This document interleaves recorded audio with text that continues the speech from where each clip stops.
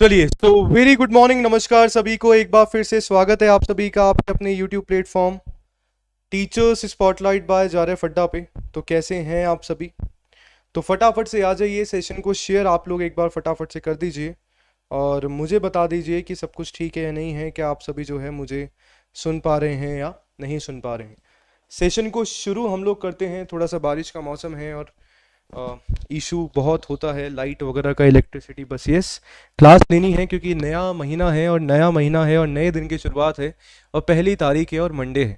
ठीक है जी, तो इससे अच्छा तो चीज़ क्या ही नहीं हो सकती है, मतलब नए दिन की शुरुआत करने का। तो मैं चाहूँगा कि सभी एक बार जो है आ जाइए, सेशन को शेयर कर दीजिए और ये भी फटाफट से चेक करा दो, देखें सब कुछ ठीक है क्या। जैसा कि आप सभी को पता ही है कि मेरी जो क्लास है डेली सुबह 9 बजे होती है। एंड जहाँ पे हम लोग डिस्कस कर रहे हैं हमारी सारी की सारी इंपॉर्टेंट चीज़ें। और जो भी यदि पहली बार मेरे से जुड़ रहा है, जो भी पहली बार मुझसे कनेक्ट हो रहा है, बताना चाहूँगा कि मेरा नाम है योगेश और चैनल है अपना टीचर्स स्पॉटलाइट बाय जारे फड्डा। चैनल पे आप सभी के लिए मैं लेके आता हूँ मैथ्स, रीजनिंग और साथ में कॉमर्स पीजीटी की क्लासेस। तो यदि अभी तक आप लोगों ने नहीं देखी हैं तो जाके बिल्कुल देखिएगा। और बहुत डिटेल में जो है आप सभी को चैनल पे पढ़ाया जा रहा है। डी ट्रिपल एस बी की डेडिकेटेड होके यदि आप सभी को तैयारी करनी है तो ऑलरेडी जो है मास्टर बैच आप सभी के लिए लॉन्च हो चुका है। ऑन गोइंग बैच है, लाइव क्लासेस हो रही हैं, जो हो गई हैं वो रिकॉर्डेड आप सभी को देखने को मिलेंगी। जर्नल पेपर और कॉमर्स पीजीटी दोनों की ही जो है अपनी क्लासेस हैं। जर्नल पेपर का जो अपना बेटा जो कोर्स है वो आप सभी को बहुत ही मिनिमम प्राइस में जो है आप सभी को मिल जाता है 2100 में, जहाँ पे 5 सब्जेक्ट हमारे मैथ्स, हिंदी, रीजनिंग, जीके और इंग्लिश जो है आप सभी को वी आर ऑफरिंग। ठीक है जी। इसके अलावा यदि कॉमर्स पीजीटी की आप सभी जो है तैयारी कर रहे हैं तो कॉमर्स पीजीटी के लिए जो है क्रैश कोर्स जो है ऑलरेडी लॉन्च किया जा सकता है, जो भी ऑनगोइंग चल रहा है अभी हमारा। तो 2799 में आप सभी को मिल जाता है, पूरा सिलेबस कवर कराया जाएगा क्रैश कोर्स में। ठीक है जी, ठीक है। तो आप लोग जो है जारा फट्टा एप्लीकेशन डाउनलोड करके कोड जो है D30 अप्लाई कर सकते हैं। और दोनों यदि आप लोग कॉमर्स पीजीटी का और जनरल पेपर दोनों का कॉम्बो यदि आप लोग लेना चाहते हैं, एक पूरी तैयारी जो है हमारे साथ करना चाहते हैं, तो वो भी जो है अवेलेबल है। आप सभी जो है तुरंत प्रभाव से क्या करा सकते हैं सर, एनरोल आप सभी करवा सकते हैं। तो बात ऐसी है कि फाइनेंशियल अकाउंटिंग हम लोग कर रहे थे, कुछ क्वेश्चन जो है हम लोगों ने डिस्कस किए थे। आज जो है अगले पड़ाव पे हम लोग आते हैं। आंसर जरूर बताइएगा अगले प्रश्न का, जल्दी से फटाफट से आंसर आप सही बता देंगे क्या होने वाला है, जल्दी से बताएंगे।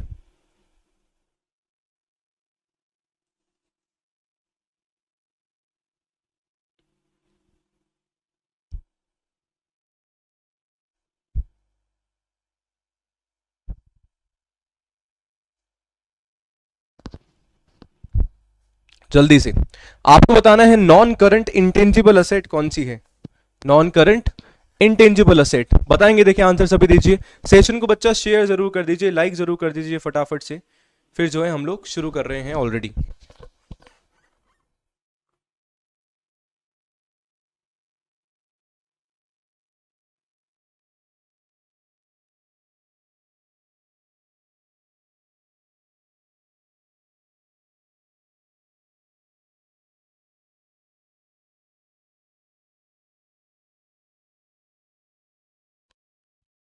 आकांक्षा जी बोल रही हैं ए आंसर, ए मतलब सी ओनली, यानी कि ट्रेडमार्क। आशा आकांक्षा जी बोलना चाहूंगा एक बार थोड़ा सा ध्यान से प्रश्न को एक बार देखे पढ़ लो ध्यान से, है ना।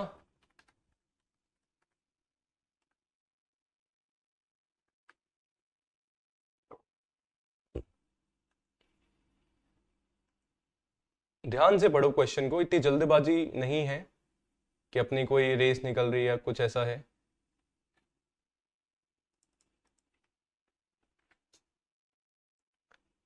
क्योंकि एग्जाम में हम लोग यही गलती करते हैं, वही गलती को हमें जो है सुधारनी है।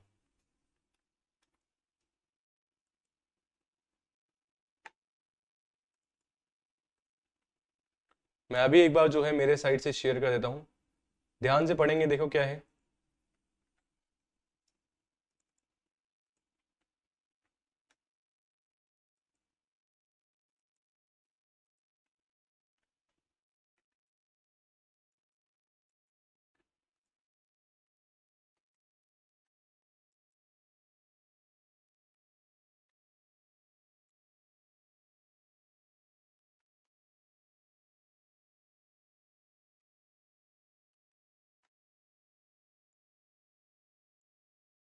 चेंज हो गया आंसर, चलो बढ़िया बढ़िया। देखो बच्चा क्या बोल रखा है कि सर हमें बोल के नॉन करंट इंटेंजिबल असेट यानी कि आपकी गैर वर्तमान अमूर्त संपत्ति कौन सी है, कौन सी है। देखो सबसे पहले तो आप सभी को यदि मैं बताऊं कि सर हमारी जो असेट होती है, हमारी जो असेट होती है उसको सर जी हम लोग दो भागों में विभाजित कर देते हैं। सर एक तो हमारी हो जाती है नॉन करंट असेट्स और सर एक हमारी हो जाती है current assets. Sir non current assets को भी दो भागों में हम लोग विभाजित कर देते हैं। सर एक आपकी हो जाती है टेंजिबल और एक आपकी हो जाती है इंटेंजिबल, सही बात है। तो हम लोग बात कर रहे हैं, हम लोग बात करें किसकी सर जी, इंटेंजिबल की। टेंजिबल असेट कौन सी होती है सर जी, कि टेंजिबल होती है मूर्त संपत्ति, जिनको हम देख सकते हैं, जिसको हम छू सकते हैं, जैसे फर्नीचर, लैंड, बिल्डिंग, मशीनरी, आपका समझ रहे हो। और वहीं इंटेंजिबल सर, इंटेंजिबल हमारी कौन सी होती है, जिसको हम लोग नहीं छू सकते हैं, देख नहीं सकते हैं, वी कैन फील, हमें पता है कि भैया ग्रोथ हमारी हो रही है, तो उसको हम लोग जो है बिल्कुल देख सकते हैं, है ना। तो इंटेंजिबल बताना था कि सर व्हीकल तो नहीं होगा, व्हीकल तो नहीं होगा, ये तो हमारा टेंजिबल असेट हो गया। सर ऑफिस फर्नीचर नहीं हो गया, ये तो हमारा टेंजिबल असेट हो जाएगा। सर ट्रेडमार्क हो जाएगा, बिल्कुल हमारा ट्रेडमार्क हो जाएगा। सर कंप्यूटर सॉफ्टवेयर भी हमारा इंटेंजिबल असेट है क्या, बिल्कुल कंप्यूटर सॉफ्टवेयर भी आप सभी का क्या होगा सर, इंटेंजिबल असेट होगा। याद करो कंप्यूटर में हम लोग बेटा हार्डवेयर सॉफ्टवेयर पढ़ते हैं, है ना। उसमें हम लोग पढ़ते हैं कि सर हार्डवेयर जिसको हम देख सकते हैं छू सकते हैं, सॉफ्टवेयर जिसको हम नहीं देख सकते नहीं छू सकते, यही है। तो भैया कंप्यूटर सॉफ्टवेयर होता है ना, वो भी आप सभी का इंटेंजिबल असेट ही होता है। और इस वजह से आप सभी का जो आंसर है ऑप्शन नंबर बी हो जाएगा। क्या हो जाएगा सर, बी आंसर यहाँ पे रहेगा, सी और डी। अब थोड़ा सा हम लोग बेटा बात कर लेते हैं कि आपकी टेंजिबल असेट्स कौन कौन सी हैं और इंटेंजिबल असेट्स कौन कौन सी हैं। सर टेंजिबल में हमारा हो गया सर जी कैश हो गया, फर्नीचर हो गया, plant machinery, vehicle, building, stock, equipment, sir जी हमारे जो भी इक्विपमेंट्स में हमारे जो भी टूल्स होते हैं, है ना, वो हो गया। सर साथ में कंप्यूटर, कंप्यूटर बेटा आप सभी का असेट है टेंजिबल, पर कंप्यूटर सॉफ्टवेयर क्या है सर, इंटेंजिबल असेट है, ध्यान में अपन को रखना है। वहीं इंटेंजिबल की बात करें सब पेटेंट्स हो गया, लोगो आपका, copyright, brand value, self developed software की बात कर रहे हैं, कस्टमर का डाटा हो गया सर, ट्रेडमार्क हो गया, गुडविल हो गया, ये सारी की सारी आप सभी की क्या होती हैं सर, ये हमारी हो जाएंगी इंटेंजिबल असेट। क्या हो जाएंगी, इंटेंजिबल। प्रंजीत जी सी नहीं होगा, देखो ध्यान से, सी तो क्या है trademark, A B C D, हाँ इंटेंजिबल बात बोली है, इंटेंजिबल, ठीक है। तो ध्यान में रखिएगा आंसर आप सभी का। चलो आई होप ये समझ में आ गया होगा आप सभी को, टेंजिबल इंटेंजिबल बहुत बेसिक है, क्लास 11 में हम लोग समझ लेते हैं। नेक्स्ट, इनमें से हमारा कौन सा फंडामेंटल अकाउंटिंग अजम्पशन है, क्या हमारा गोइंग कंसर्न अजम्पशन है, क्या हमारा कंसिस्टेंसी है, क्या हमारा अक्रूवल है, कि चालू व्यवसाय मान्यता, संगति मान्यता या फिर उपार्जन मान्यता। क्या आंसर आप सभी लगाएंगे, जल्दी से मुझे आप सभी आंसर इसका बताएं, फटाफट से देखें, बताइए।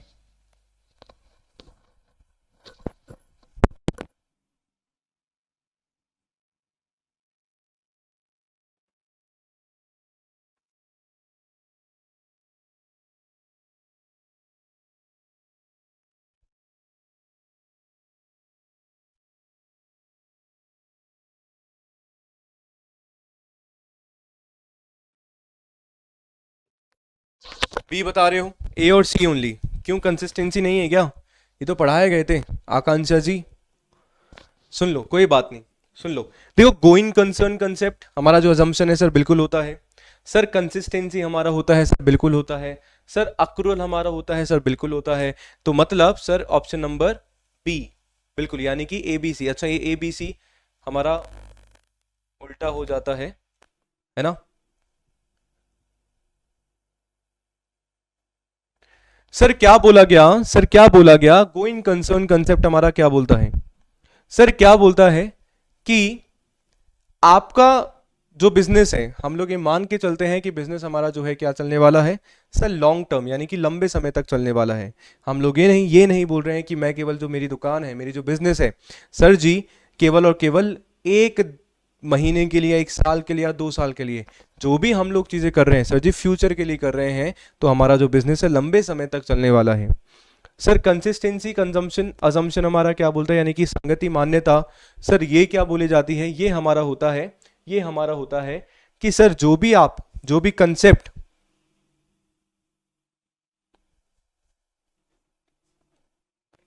हाँ हिंदी में वो थोड़ा देख लेना, वो हो गया, पर कोई नहीं सर। क्या होता है ना, क्या है कंसिस्टेंसी। कंसिस्टेंसी का मतलब क्या है कि सर एक चीज पे ही रहना, कि भाई डेली मान लो मैं क्लास ले रहा हूं तो आई एम कंसिस्टेंट, सही बात है। तो भाई यहां पे अकाउंटिंग में क्या है कंसिस्टेंसी का मतलब, सर सर अकाउंटेंसी में आप देखेंगे आपके अकाउंटिंग प्रिंसिपल्स में या अकाउंटिंग अजम्पशंस में कंसिस्टेंसी की जो एक रूल है ना, मैंने मेरे एक ईयर में काम में ले लिया तो सर वही जो है मुझे बाकी में भी अप्लाई करना है। भाई मान लो पिछले साल तो मैं डेप्रिसिएशन का स्ट्रेट लाइन मेथड लगा रहा हूँ, इस साल मैंने रिटर्न डाउन वैल्यू लगा दिया और फिर मैं जो है कंपेयर कर रहा हूँ चीज़ों को, तो वो तो भैया हमारा गलत हो जाएगा ना, वो तो हमारा गलत हो जाएगा, हाँ या ना। बिल्कुल सर जी गलत हो जाएगा, गलत हो जाएगा। तो वो हमारा हो जाता है संगति मान्यता यानी कि कंसिस्टेंसी कंसेप्ट।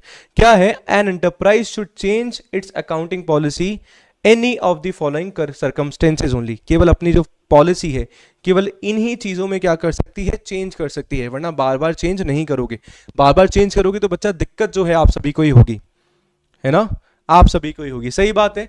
तो फिर हमारा नेक्स्ट क्या बोलता है सर, अक्रूअल हमारा कंसेप्ट क्या बोलता है, वो आप सभी का बोलता है कि अक्रूअल का मींस क्या होता है भाई, recognition of revenue and cost as they are earned or incurred and not as money is received or paid. कि भैया जिस महीने में हो रहे हैं आप उसी महीने में लिखोगे, इट डजेंट मीन कि आप कब चुका रहे हो और कब जो है आप सभी को मिल रहा है। जिस महीने के हैं, जिस महीने में आप उसको रिकॉग्नाइज कर रहे हो उसी महीने में जो है आप सभी उसको रिकॉर्ड करेंगे, तो वो हमारा होता है भैया अक्रूअल। तीनों इंपॉर्टेंट आप सभी के लिए हो जाते हैं जानने और तीनों समझने, क्योंकि यहां से DSSB PGT ही नहीं बाकी जो भी हमारे एग्जामिनेशन है ना, सभी में जो भी PGT का एग्जाम है क्वेश्चन प्रश्न जो है आप सभी का बनता ही बनता है। मैंने मेरी क्लासेस में करवाए हैं, यूट्यूब पे ही करवाए हैं, साथ में पेड में तो हमारा चल ही रहा है, उसमें तो पूरा डिटेल में समझाया है, YT में भी है, प्लेलिस्ट में जाएंगे पूरा आप सभी को यहाँ पे मिल जाएगा। ठीक है, चलो अगले प्रश्न का आंसर आप लोग बताएंगे कि इसमें से कैपिटल एक्सपेंडिचर का कौन सा फीचर नहीं है, नहीं है यानी कि हमारा पूंजीगत व्यय की विशेषता नहीं होती। पिछले क्वेश्चन में कोई डाउट हो तो बताओ, अदरवाइज जो है इसका आंसर मुझे बताएंगे। दो तरीके के एक्सपेंडिचर है हमारे पास sir, revenue expenditure, capital expenditure. तो इसमें से कैपिटल एक्सपेंडिचर जो पूंजीगत व्यय है उसकी विशेषता कौन सी नहीं है, बताओ जल्दी से।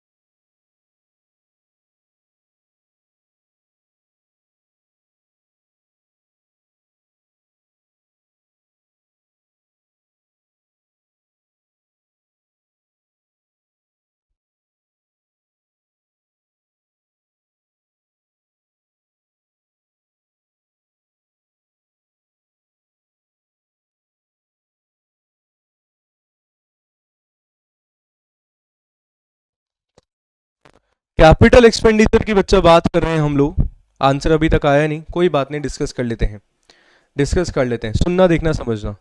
सर ये जो हमारे कैपिटल एक्सपेंडिचर होते हैं they yield benefit for over a long period. Sir क्या वे लंबी अवधि में लाभ देते हैं, बिल्कुल जो है कैपिटल एक्सपेंडिचर हमारे जो होते हैं सर लंबी अवधि के लिए लिए जाते हैं। मान लो मैंने क्या किया सर, मैंने मशीनरी एक्वायर करी, आप सभी ने जो है मशीन ली। सर आपने मशीन क्यों ली है आपके बिजनेस में, सो दैट लॉन्ग टर्म जो मैं उसका बेनिफिट ले सकूं, 5-6 साल तो सर मेरा कहीं नहीं जाएगा वो, साथ में अर्निंग कैपेसिटी भी बढ़ जाएगी।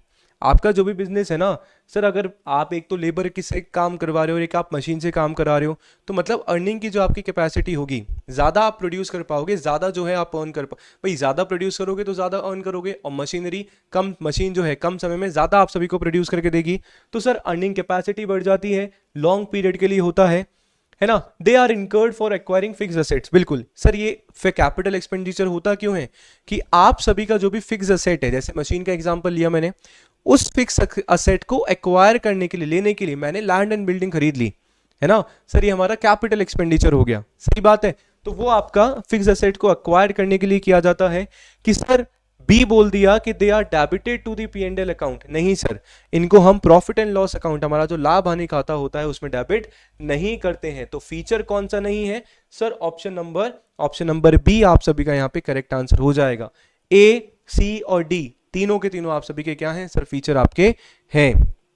तो हम एक बात जल्दी से समझ लेते हैं कि सर कैपिटल एक्सपेंडिचर और जैसे रेवेन्यू एक्सपेंडिचर हमारा है, दोनों में अंतर क्या है, क्योंकि दोनों में डिफरेंस आप सभी को बच्चा पता होना चाहिए। तो कैपिटल एक्सपेंडिचर क्या है कि सर कोई भी आप फिक्स एसेट को एक्वायर कर रहे हो, है ना, या फिर उसमें आप इंप्रूव कर रहे हो, उसमें आप सुधार कर रहे हो, उसके लिए जो आप खर्चा कर रहे हैं वो आपका कैपिटल एक्सपेंडिचर है।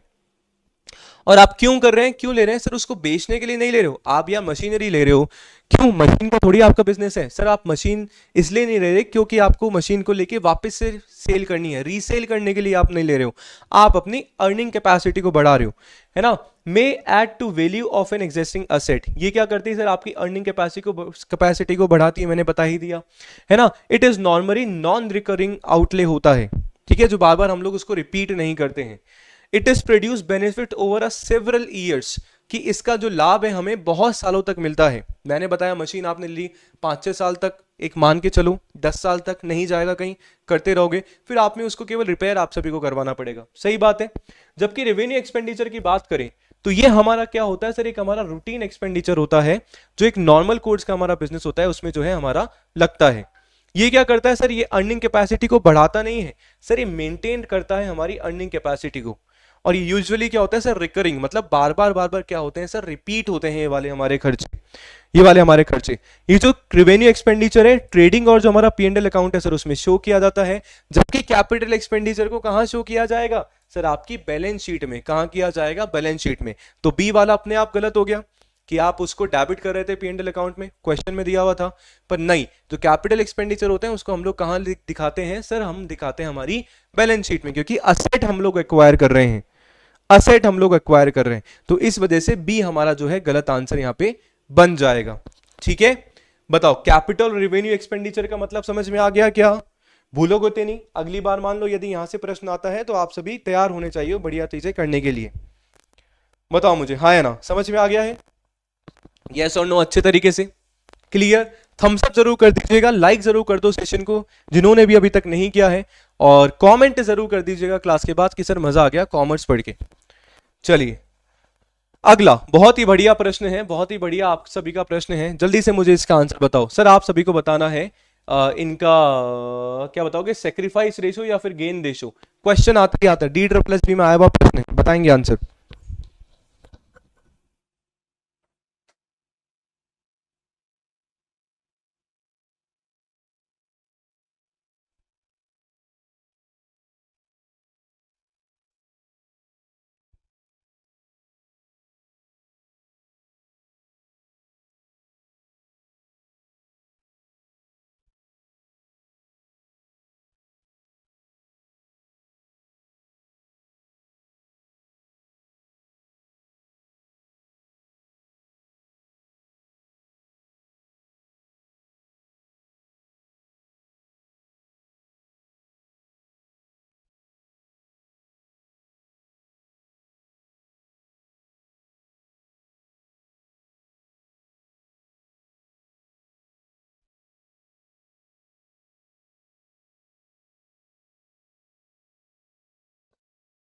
बेटा क्या बोल दिया गया है, सुनते हैं ना, समझते हैं प्रश्न को। ए और बी जो है पार्टनर है, अपना जो प्रॉफिट और लॉस का उनका जो रेशो है सर जी 2:1 है, 2:1 के रेशो में अपना लाभ और हानि बांटते हैं। फाइंड देयर सेक्रीफाइस और गेन रेशियो, या तो एक जना सेक्रीफाइस करेगा या फिर गेन करेगा, ठीक है। क्यों? आपका प्रॉफिट जो रेशो है ना वो क्या हो रहा है सर जी? आपका चेंज हो रहा है, profit sharing ratio. If they decide, और क्या उन्होंने डिसाइड किया कि फ्यूचर में उनका जो प्रॉफिट शेयरिंग रेशो होगा क्या होगा सर? इक्वली होगा, यानी कि बराबर होगा। आप देखेंगे कि सर जी क्या होता है, मान लो दो पार्टनर हैं ए और बी, फॉर एग्जांपल आप सभी को समझा रहा हूं, है ना। अब दो पार्टनर हैं, इन्होंने बोला कि हम लोग एक रोटी खाते हैं, और पहले हम लोग आधी आधी रोटी खा रहे थे। क्या खा रहे थे? आधी आधी आधी। एक रोटी का आधा हिस्सा इसको जा रहा था, आधा इसको जा रहा था। अब इन्होंने क्या करा सर? इन्होंने करा कि मैं जो है अब रोटी जो है 2:1 के अनुपात में खाऊंगा। एग्जाम्पल दे रहा हूं, 2:1 के अनुपात में खाऊंगा। तो मतलब जो 2 के अनुपात में खाएगा उसको तो सर क्या हो रहा है, गेन हो रहा है। और सर जो 1 के अनुपात में खा रहा है उसको तो वो तो अपने पास से दे रहा है ना, वो तो सेक्रीफाइस कर रहा है, त्याग कर रहा है। तो प्रॉफिट शेयरिंग रेशियो यदि आपका चेंज हो रहा है, लाभ हानि अनुपात जो है यदि बदल रहा है, तो डेफिनेटली एक को गेन होगा, है ना, और एक को क्या होगा, सेक्रीफाइस होगा। तो कौन कौन क्या क्या क्या क्या कर रहा है ये हमें बताना है। कैसे बताएंगे, मैं आपको बता रहा हूं बच्चा, एक फॉर्मूला ध्यान में रखो। क्या ध्यान में रखो सर, एक फॉर्मूला ध्यान में रखो, सेक्रीफाइसिंग रेशियो, त्याग अनुपात का फॉर्मूला। क्या मुझे बता पाओगे कमेंट सेक्शन में कि सर त्याग अनुपात यानी कि सेक्रीफाइसिंग रेशियो क्या होता है। सर बड़ा सिंपल सा होता है, old ratio minus new ratio. क्या होता है sir, old ratio minus new ratio. सही बात है, मैं निकाल रहा हूं ए का। सर ए का ओल्ड रेशियो देखो, ए और बी जो है, ए और बी जो है 2:1 में बांट रहे थे, ये इनका ओल्ड रेशियो हो गया। तो ए का ओल्ड रेशियो कितना हो जाएगा सर जी, 2/3 माइनस सर दोनों का न्यू रेशियो। अब इन्होंने क्या बोला कि अब से हम लोग क्या करेंगे सर, 1:1 में, यानी कि इक्वली, यानी कि बराबर हम लोग बांटेंगे, है ना, बराबर हम लोग बांटेंगे। तो मतलब न्यू रेशियो क्या हो जाएगा, 1/2, 1/2। सर ये 3 और 2 कहां से आया, दोनों का टोटल 3। सर 2 कहां से आया, दोनों का टोटल 2। बेटा केवल और इसको हमें सॉल्व करना है, हल करना है। कैसे करेंगे, एलसीएम 6 आ गया, 2 दूनी 4, 3 एकम 3 और 4 माइनस 3 सर 1/6। ठीक है सर। बी का यदि आप ऐसे ही निकालोगे सर, बी का ओल्ड रेशियो कितना हो जाएगा, बी का ओल्ड रेशियो कितना हो जाएगा सर, 1/3 हो जाएगा। और बी का न्यू रेशियो सर वही 1/2 हो जाएगा। वापिस से सर एलसीएम यदि मैं निकालूंगा 6, 2 एकम 2 माइनस 3 एकम 3, और ये आपका यहाँ पे माइनस का 1/6 आएगा। अब आप लोग ये सोचेंगे, आप लोग ये सोचेंगे सर बी का नेगेटिव है तो मतलब ये त्याग कर रहा है, सेक्रीफाइस कर रहा है, तो हम लोग लगा देंगे बी जो है। पर आप देखेंगे यहाँ पे मैंने फॉर्मूला लगा है ओल्ड माइनस न्यू। जब भी आप त्याग अनुपात वाला, मैंने तो बोला एक फॉर्मूला ध्यान में रखो, है ना, कंफ्यूज होना ही नहीं है। वैसे यदि गेनिंग रेशियो का आप लोग निकालते हो तो new ratio minus old ratio होता है, पर इतना कंफ्यूज नहीं होना है, एग्जाम में न्यू ओल्ड में ही फंसते रह जाओगे। एक ध्यान में रखो, ओल्ड सेक्रीफाइसिंग रेशियो का ओल्ड माइनस न्यू। तो जो आपका बेटा नेगेटिव में आ रहा है ना, वो कहीं ना कहीं आप सभी का गेन है, उल्टा हो जाएगा, ध्यान में रखना है। और जो आपका पॉजिटिव हो जाएगा वो आपका कहीं ना कहीं सेक्रीफाइस आपका हो जाएगा। तो सेक्रीफाइस कौन कर रहा है सर, ए कर रहा है, कितना कर रहा है सर, 1/6 से। और गेन कौन कर रहा है, बी कर रहा है, कितना कर रहा है सर, 1/6 से। तो ऑप्शन नंबर सी आप सभी का यहाँ पे करेक्ट आंसर बन जाएगा, ऑप्शन नंबर सी। बताइए समझ में आ गया है, यस और no.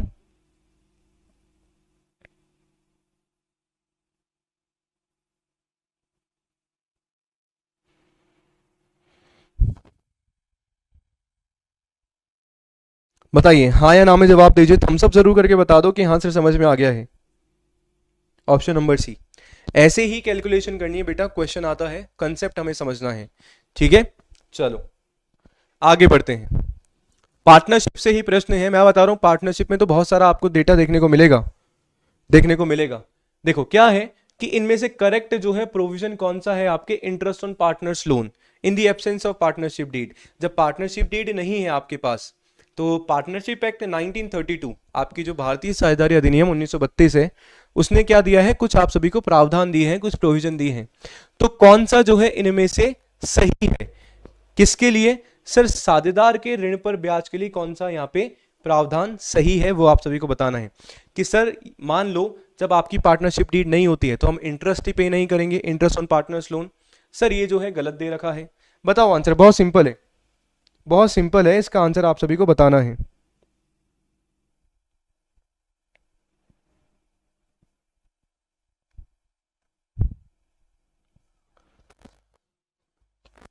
Sir interest is paid, interest चुकाया जाएगा at the rate of 10% even is there is a loss. Sir loss वाली बात तो आपने ठीक बोल दी, लॉस वाली बात तो जो है आपने क्या बोल दी सर, ठीक बोल दी। पर 10% जो है नहीं चुकाया जाता है, नहीं चुकाया जाता है। तीसरा बोल दिया गया interest is paid eight the rate, interest चुकाया जाएगा किस रेट पे सर, 6% की रेट पे, यदि जो है लॉस भी हो।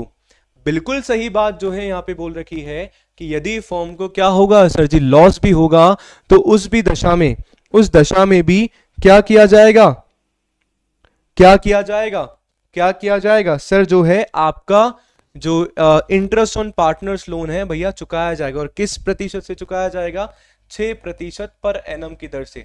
ऑप्शन नंबर सी आप सभी का यहाँ पे करेक्ट आंसर बन जाएगा। तो जब देखो पार्टनरशिप डीड नहीं होती है in the absence of partnership deed. कुछ प्रोविजन जो है भारतीय साझेदारी अधिनियम 1932 में हमें दिए गए हैं। सर क्या दिए गए हैं, क्या दिए गए, एक बार रिवाइज हम लोग कर लेते हैं। सबसे पहले क्या है, जो भी आपका प्रॉफिट और जो लॉस होगा वो आप सभी का कैसे डिवाइड होगा सर जी, इक्वली, यानी कि बराबर। सर दूसरी दशा आपकी क्या होती है, नेक्स्ट क्या होता है sir, no interest on capital and no interest on drawing. ना तो इंटरेस्ट ऑन कैपिटल, ना तो पूंजी पर ब्याज दिया जाएगा, ना ही इंटरेस्ट ऑन ड्राइंग, है ना, आहरण पर जो ब्याज है वो लिया जाएगा। सही बात है। नेक्स्ट हमारा होता है सर जी no salary, no commission, no remuneration, no bonus. और आखिरी में हमारा होता है कि सर जो इंटरेस्ट ऑन पार्टनर्स लोन होगा ना, वो कितना दिया जाएगा सर, 6% की दर से, यानी कि 6% की दर से जो है दिया जाएगा। बिल्कुल। तो ध्यान में बच्चा आप सभी को रखना है कि कुछ प्रोविजन, कुछ हमारे पास प्रावधान है ना, कुछ हमारे पास जो है प्रावधान है, ध्यान में रखना है। प्रॉफिट और लॉस जो है बराबर बटेगा, no interest on capital, no interest on drawing, no salary, no commission, no bonus, और interest on loan 6% per annum जो है दिया जाएगा। इंटरेस्ट ऑन पार्टनर्स लोन की हम लोग बात कर रहे हैं, ठीक है। ये बहुत ही इंपॉर्टेंट हो जाता है जानना, क्योंकि प्रश्न आप सभी का बनता है यहां से और बना भी है। चलो आगे बढ़ते हैं। अकॉर्डिंग टू डैश, किसके अनुसार an item should be regarded as a material if there is a reason to believe that knowledge of it would influence the decision of an informed investor। किसी वस्तु को तभी महत्वपूर्ण माना जाना चाहिए जब मानने का कोई कारण हो और कि उसके बारे में जानकारी किसी जानकार निवेशक के निर्णय को क्या करेगी, प्रभावित करेगी। किसके द्वारा ये जो बात आपकी बोली गई सर, ये बोला गया है किसके द्वारा, institute of chartered accountant of India ICAI के द्वारा, American institute of certified public accounts के द्वारा, या अमेरिकन अकाउंटिंग एसोसिएशन के द्वारा, या फिर इंटरनेशनल अकाउंटिंग स्टैंडर्ड कमेटी के द्वारा। किसके द्वारा जो है ये बोला गया है, आंसर बताएं। सर फैक्चुअल क्वेश्चन है, याद रखने वाला क्वेश्चन है ना, याद रखने वाला क्वेश्चन है। सर किसके द्वारा बोला गया, सर ऑप्शन नंबर सी, यानी कि अमेरिकन अकाउंटिंग एसोसिएशन, इनके द्वारा जो है बताया गया कि कोई भी एक वस्तु को हम तभी इंपॉर्टेंट मानेंगे, कभी उसको जो है हम लोग महत्वपूर्ण मानेंगे, मटेरियल उसको हम लोग मानेंगे, जब उसका कोई रीजन होगा, जब उसका क्या होगा सर, कारण होगा, और उसके बारे में जानकारी किसी निवेशक के निर्णय को क्या करेगी सर जी, प्रभावित जो है डेफिनेटली करती ही है। तो ऑप्शन नंबर बी सी है, ध्यान में आप सभी को रखना है, याद रखने वाला क्वेश्चन है, ज्यादा दिमाग लगाना नहीं है, जो कंसेप्ट है उस पर हम लोग फटाफट से आते हैं। सर जी प्रोविजन की हम लोग बात कर रहे हैं, जो प्रोविजन है ना, यानी कि प्रावधान। एक तो हमारा रिजर्व होता है, रिजर्व्स होते हैं, और एक हमारे सर जी प्रोविजन होते हैं। तो प्रोविजन है कैसे बनाए जाते हैं, charge against the liability, liability के अगेंस्ट हम लोग चार्ज करते हैं, charge against the profit, sir profit के अगेंस्ट हम लोग चार्ज करते हैं, an appropriation out of sale of asset, sir परिसंपत्तियों की बिक्री से विनियोजन हम लोग करते हैं, या फिर N appropriation out of profit, या प्रॉफिट से हम लोग एन अप्रोप्रिएशन इसका करते हैं, बताइए।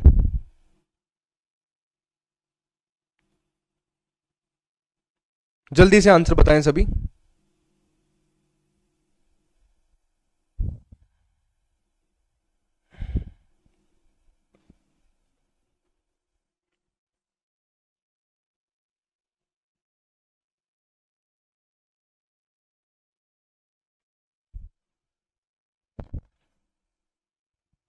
ट्वेंटी का बी, देखो ये ऑप्शन उल्टे फुल्टे हो गए हैं, ये आपका ए है, ये आपका बी है ना, या इसको ए बी सी डी ऐसे मान लो, तो बी बता रहे मतलब चार्ज अगेंस्ट द प्रॉफिट। बिल्कुल आंसर जो है आप सभी का बिल्कुल करेक्ट है। हमारे जो प्रोविजन होते हैं सर जी क्या होते हैं, प्रॉफिट के अगेंस्ट में जो है चार्ज किए जाते हैं। अब मुझे जो ना छोटी चीज बता दो, इतनी देर से जैसे मैंने बता दी, सर मुझे आप एक लाइन में आंसर बता दोगे कमेंट सेक्शन में, ये मैं नहीं बताऊंगा कि सर हमारे जो रिजर्व्स हैं और आपके जो प्रोविजन है, इनमें दोनों में डिफरेंस क्या होता है। बच्चों को लगता है कि सर दोनों के दोनों एक जैसे होते हैं, पर ये दोनों एक जैसे नहीं होते हैं। तो क्या दोनों में अंतर होता है, ये आप सभी मुझे अभी के अभी कमेंट में बताने वाले हैं जल्दी से, कि सर हमारे जो रिजर्व्स हैं, हमारे जो प्रोविजन हैं, दोनों में क्या अंतर है, ये आप सभी मुझे जो है कमेंट सेक्शन में बताएंगे। ठीक है, चलो आपको बताना है कि इनमें से कौन सा जो है फीचर नहीं है, किसका, diminishing balance method of depreciation. कि हमने बेटा बात करी थी दो हमारे पास डेप्रिसिएशन के मेथड होते हैं। सर डेप्रिसिएशन पहली बात तो होता क्या है, कोई भी आपकी जो फिक्स असेट है उसकी वैल्यू में कमी आना, उसके वैल्यू में क्या आना सर, कमी आना, हमारा क्या होता है, हमारा क्या होता है सर, हमारा होता है डेप्रिसिएशन। अब जो डेप्रिसिएशन है सर जी दो भागों में, मतलब दो हमारे प्रकार होते हैं, उससे हम कैलकुलेट डेप्रिसिएशन को कर सकते हैं। सर एक तो हमारा होता है एसएलएम, जिसको स्ट्रेट लाइन मेथड, जिसको ओरिजिनल कॉस्ट मेथड हम लोग बोलते हैं। सर एक हमारा होता है डब्ल्यूडीवी, यानी कि रिटर्न डाउन वैल्यू, जिसको हम डिमिनिशिंग बैलेंस मेथड भी बोलते हैं। तो इसका जो है क्या है, कौन सा फीचर आपका नहीं है, ये आप सभी को बताना है, ये आप सभी को बताना है, जल्दी से जल्दी से फटाफट से बताएंगे, सभी को बताना है। फिर जो है इसके बाद आप सभी की जो है हिंदी की जो है क्लास आप सभी की लगने वाली है आर के सर के द्वारा। कहीं जाना नहीं है, जर्नल हिंदी की क्लासेस आप लोग लेंगे। ठीक है, आप सभी के लिए यूट्यूब पे भी चलाई जा रही हैं, पेड पे भी चलाई जा रही हैं, पेड पे डिटेल में पढ़ाया जा रहा है और एक स्ट्रक्चर तरीके से आप सभी को जो है पूरा का पूरा कंटेंट एक जगह मिल जाता है यूट्यूब पे। आप सभी को देखने की जरूरत नहीं पड़ती है बार बार, है ना, ढूंढने की। इतनी देर में ढूंढोगे उतनी देर में आप सभी पढ़ लोगे एक लेक्चर।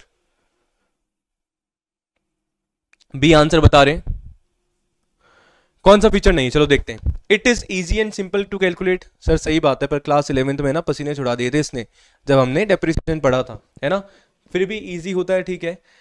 तीसरा बोल दिया it is permissible under income tax act, बिल्कुल सही बात है।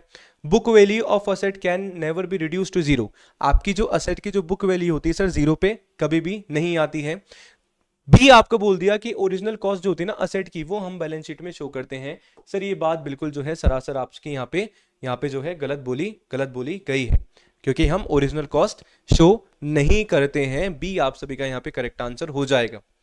दोनों में अंतर एक बार फटाफट से हम लोग जान लेते हैं कि दोनों में क्या अंतर है। सर जो स्ट्रेट लाइन मेथड आप सभी का होता है, मान लो 10,000 की जो है आप सभी की असेट थी, मैंने बोला कि भैया 10% से मुझे क्या देना है, डेप्रिसिएशन देना है। तो हर साल जो है आप सभी का 1,000, यानी कि अब आपका फिक्स्ड हो गया, ये आप सभी का फिक्स हो गया कि हर साल जो है 1,000 आप सभी को क्या देना है, डेप्रिसिएशन यहाँ पे लगेगा ही लगेगा। ये हमारा स्ट्रेट लाइन मेथड हो जाता है। जबकि डब्ल्यूडीवी रिटर्न डाउन वैल्यू की मैं बात करूं, भाई 10,000 की आपकी असेट थी, आपने क्या दिया सर, 10% की दर से डेप्रिसिएशन दिया, 1,000 हो गया।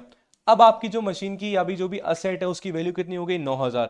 अब अगली साल आप लोग क्या करेंगे, अगली साल सर आप जो है इस असेट की वैल्यू पे क्या देने वाले हो, इस असेट की वैल्यू पे क्या देने वाले हो सर, डेप्रिसिएशन देने वाले हो, कितना, 10%। तो नेक्स्ट ईयर आप सभी का डेप्रिसिएशन कितना जाएगा सर, 900 रुपए जाएगा, ना कि 1,000 रुपए। ये हमारा डिमिनिशिंग बैलेंस रिड्यूसिंग मेथड जिसको हम बोलते हैं, रिटर्न डाउन वैल्यू जिसको हम लोग बोलते हैं, नाम अलग है पर काम सबका जो है एक ही है। ठीक है, काम सबका जो है हमारा एक ही है। तो आप देखिए कि सर स्ट्रेट लाइन मेथड क्या होता है, डेप्रिसिएशन हम लोग ओरिजिनल कॉस्ट पे क्या करते हैं सर, कैलकुलेट करते हैं। जबकि रिटर्न डाउन वैल्यू में हम लोग डेप्रिसिएशन जो है हर साल जो नई असेट की वैल्यू आती है उस पर हम लोग कैलकुलेट करते हैं। इसका जो डेप्रिसिएशन का जो अमाउंट होता है क्या होता है सर जी, सेम होता है जैसे कि मैंने बताया अभी आपको। यहाँ पे जो है क्या होता है, डिक्रीज, यानी कि पहले आप सभी का 1,000 हो रहा था डेप्रिसिएशन, अब इस बार जो है 900 हो जाएगा, अगली साल और जो है आप सभी का कम हो जाएगा। ठीक है, बुक वैल्यू जो होती है असेट की वो क्या हो जाती है सर, जीरो हो जाती है ना, क्योंकि जब कोई स्क्रैप वैल्यू आप सभी की नहीं बचती है। बिल्कुल, यहां पे जो है आपका कभी भी जीरो नहीं होती है, था हमारा फीचर उसमें, कभी भी जीरो आपकी रिटर्न डाउन वैल्यू में असेट की बुक वैल्यू जीरो नहीं होगी। ठीक है, it is easy to calculate the rate of depreciation, it is very difficult to calculate the rate of depreciation. ठीक है सर जी, समझ में आ जाता है ना। वैसे यदि आप सभी को नॉर्मल यदि डेप्रिसिएशन का फॉर्मूला आप सभी को बताऊं तो सर डेप्रिसिएशन हम लोग कैसे निकालते हैं सर, आप क्या होता है sir, value of asset minus जो भी है उसमें से स्क्रैप वैल्यू हम लोग माइनस कर लेते हैं और डिवाइड हम लोग कर देते हैं लाइफ ऑफ असेट। यहां से हमारा डेप्रिसिएशन आ जाता है, यदि हमें क्या नहीं दे रखा है, परसेंट यदि हमें नहीं दे रखा है स्ट्रेट लाइन मेथड से। ठीक है, समझ में आ गया क्या, बताओ मुझे, हाँ या ना।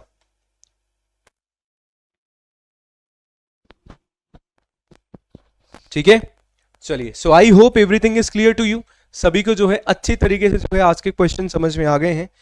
पीडीएफ जो है अभी कुछ क्वेश्चंस और बचे हैं, नेक्स्ट क्लास में लेके आऊंगा फाइनेंशियल अकाउंटिंग के, हम लोग जो है और उसको डिस्कस करेंगे। तो 40-50 जो भी हमारे एक साथ क्वेश्चंस है ना, वो आप सभी को जो है पूरा का पूरा एक साथ जो है टेलीग्राम पे भी पीडीएफ भेज दूंगा। टेलीग्राम चैनल से आप लोग जुड़ जाइए, जो हमारा लिंक में जो है डिस्क्रिप्शन गिवन है, ठीक है, पूरा का पूरा। इसके अलावा जो आप लोग के लिए आप लोग जारफ अड्डा एप्लीकेशन पे भी जो है जाके अपना जो आपकी ये जो पीडीएफ है आप सभी को मिल जाएगी। और यदि कॉमर्स पीजीटी का क्रैश कोर्स यदि आप लोग लेना चाहते हैं मेरे साथ, यदि डी ट्रिपल एस बी की तैयारी करना चाहते हैं आप लोग कर रहे हैं, या फिर एनवीएस की आप लोग कर रहे हैं, एनवीएस के लिए बहुत जल्दी जो है बैच मैं आप सभी के लिए लेके आ रहा हूं, तो आप सभी जुड़ सकते हैं और अपने एक डेडिकेटेड और स्ट्रक्चर तरीके से जो है तैयारी कर सकते हैं। तो बहुत बहुत शुक्रिया सेशन में जुड़ने के लिए, कमेंट करके जरूर बताइएगा और मिलते हैं नेक्स्ट क्लास में। तब तक के लिए बने रहिए टीचर्स स्पॉटलाइट बाय जारफ अड्डा के साथ। थैंक यू, हैव अ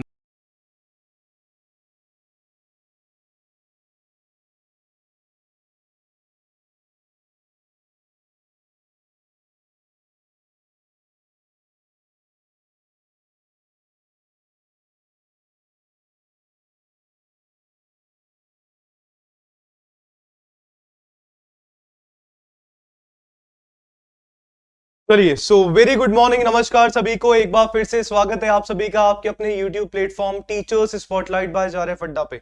तो कैसे हैं आप सभी? तो बिल्कुल आ जाइए, क्लास जो है फाइनली हमारी हो चुकी है शुरू। और आज की क्लास में खास हमारे साथ मतलब मैं आप सभी के लिए लेके आया हूं फाइनेंशियल अकाउंटिंग के क्वेश्चन। तो जैसा कि आप सभी को पता है कि डेली सुबह यानी कि 9 बजे मेरी क्लास होती है, जिसमें हम लोग मैथ्स रीजनिंग के साथ में भैया कॉमर्स पीजीटी की हमारी क्लास होती है। और आज कॉमर्स पीजीटी की क्लास में जैसे कि मैं पिछले 2 लेक्चर में फाइनेंशियल अकाउंटिंग के क्वेश्चन कराए, थोड़े और क्वेश्चन है, थोड़े नए क्वेश्चन से आज फाइनेंशियल अकाउंटिंग के हम लोग डेफिनेटली करने वाले हैं। तो सेशन को जल्दी से लाइक कर दो, शेयर कर दो और एक बार ये भी मेरा चेक करा दो, क्योंकि मुझे लगता है कि ये भी मेरे तरफ से ठीक सही है, बढ़िया है। और मैं फुल एनर्जी के साथ आप सभी के सामने हाजिर हूं और आप भी उसी एनर्जी के साथ जो है क्लासेस को अटेंड करना है। चैनल पे यदि पहली बार आए हैं तो मेरा नाम है योगेश और चैनल है अपना टीचर्स स्पॉटलाइट बाय जारफ अड्डा। चैनल पे आप सभी को तैयारी करवाई जाती है। यदि कोई से भी टीचिंग एग्जामिनेशन की आप सभी जो है तैयारी कर रहे हैं, चाहे आप अपने जर्नल पेपर की तैयारी कर रहे हैं, चाहे आप अपने सब्जेक्ट यानी कि आपका जो चाहे कॉमर्स हो गया, चाहे जो भी आपका सब्जेक्ट है, जो टीजीटी या पीजीटी का सब्जेक्ट है, उसकी भी तैयारी जो है करवाई जाती है। मास्टर बैच से यदि आप सभी जुड़ना चाहते हैं, डिटेल में यदि आप सभी मेरे साथ पढ़ना चाहते हैं, तो मास्टर बैच ऑलरेडी जो है मैंने पूरा का पूरा जो है आप सभी के लिए मास्टर बैच चल रहा है। बैच में यदि आप सभी एनरोल होना चाहते हैं जर्नल पेपर के साथ, तो जर्नल पेपर जो है फॉर द 7 डेज आप सभी को 2100 में मिल जाता है, जिसमें पांचों सब्जेक्ट, ठीक है जी, आपका मैथ्स, हिंदी, रीजनिंग, जीके और जो इंग्लिश है पूरा आप सभी को मिलेगा। साथ में यदि आप लोग कॉमर्स पीजीटी का क्रैश कोर्स यदि आप सभी लेना चाहते हैं, जो कि ऑनगोइंग है और 31 जुलाई तक जो है आप सभी का फिनिश भी हो जाएगा, है ना, चल रहा है हमारा कॉमर्स पीजीटी का। डिटेल में है तो क्रैश कोर्स पर डिटेल में बता रहा हूं, पढ़ा रहा हूं, ज्वाइन आप लोग कर सकते हैं, 2799 में मिल जाता है। कोड जो है D30 आप लोग लगा सकते हैं। यदि दोनों आप सभी को लेने हैं, commerce PGT plus journal paper का लेना है, तो वो भी जो है बहुत ही मिनिमम प्राइस में जो है अवेलेबल है। आप सभी जो है बढ़िया तरीके से ले सकते हो और कर सकते हो अपनी तैयारी को शुरू, यदि अभी तक नहीं किया है तो। ठीक है जी, चलो। तो पहला प्रश्न है आप सभी के लिए, और आज ये पूरी की पूरी जो फाइल है मैं आप सभी को शेयर कर दूंगा, सो दैट आप सभी के पास क्वेश्चन होंगे बढ़िया वाले करने के लिए, है ना। कुछ तो कंटेंट जितना हो पा रहा है हम लोग फ्री में जो है आप सभी को प्रोवाइड करवा देते हैं, बाकी तो फिर है ही। प्रश्न हम लोग करेंगे बिल्कुल ये वाला। चलिए इसका आंसर बताओ। देखिए पहले पहला प्रश्न बहुत ही बेसिक, बहुत ही सिंपल क्वेश्चन, कि इनमें से कौन सी जो है आपकी करंट असेट नहीं है। सर 11वीं कक्षा में ही बता दिया था कि करंट असेट और हमारी जो नॉन करंट असेट्स होती हैं वो क्या होती हैं। तो इनमें से कौन सी नहीं है वो आप सभी को बता देना है। मैं भी जो है एक बार मेरे हैंड से सेशन को शेयर कर देता हूं फटाफट से, आप लोग भी बच्चा पार्टी फटाफट से कर देंगे।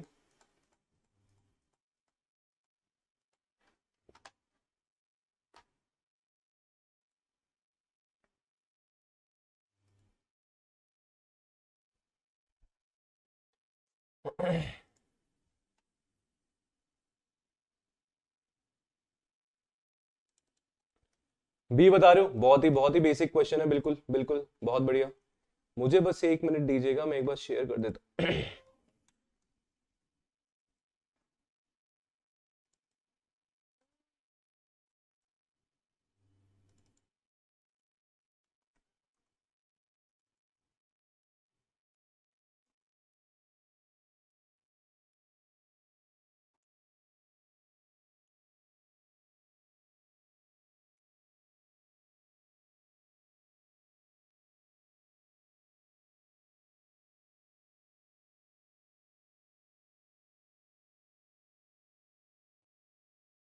ऑफिस फर्नीचर,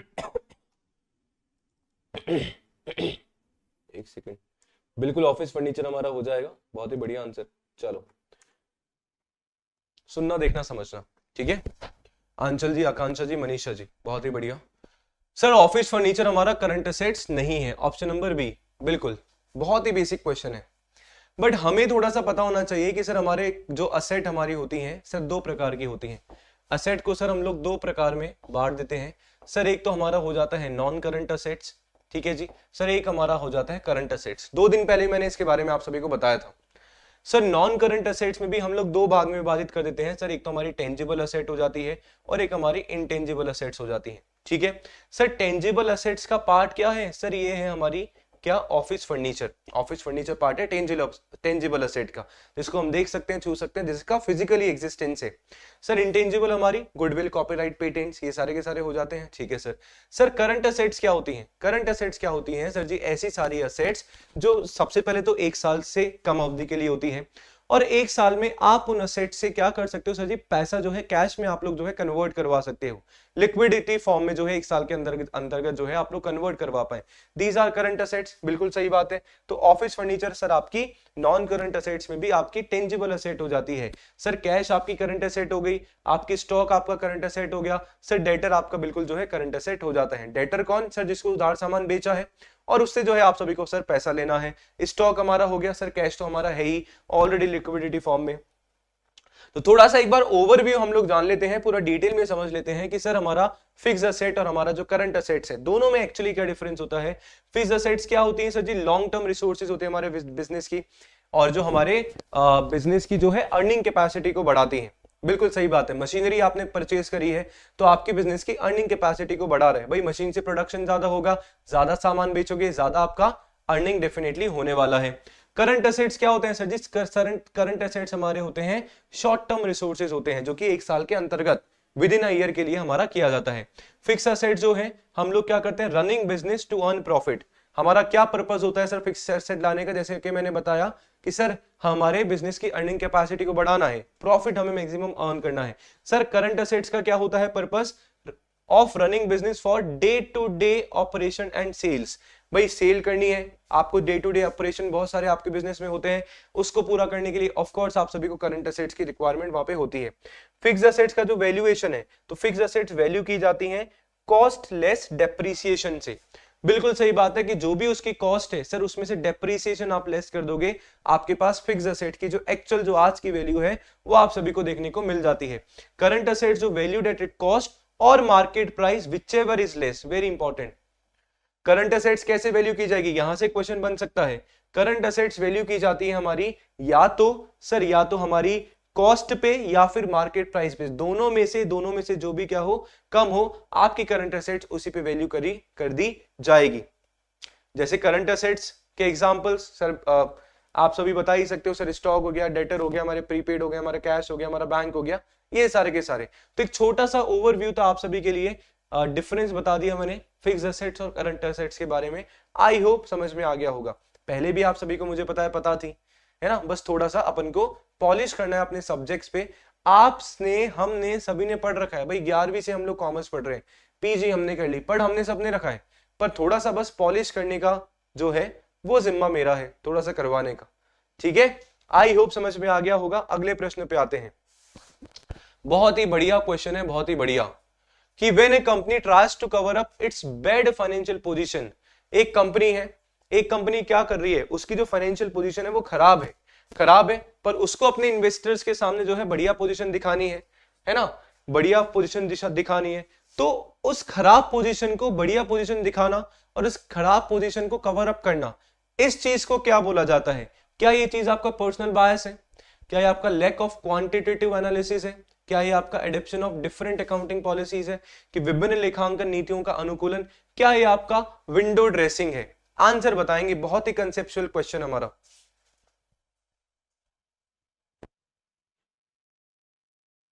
सेशन को लाइक जरूर कर दो, नहीं किया है तो फटाफट से,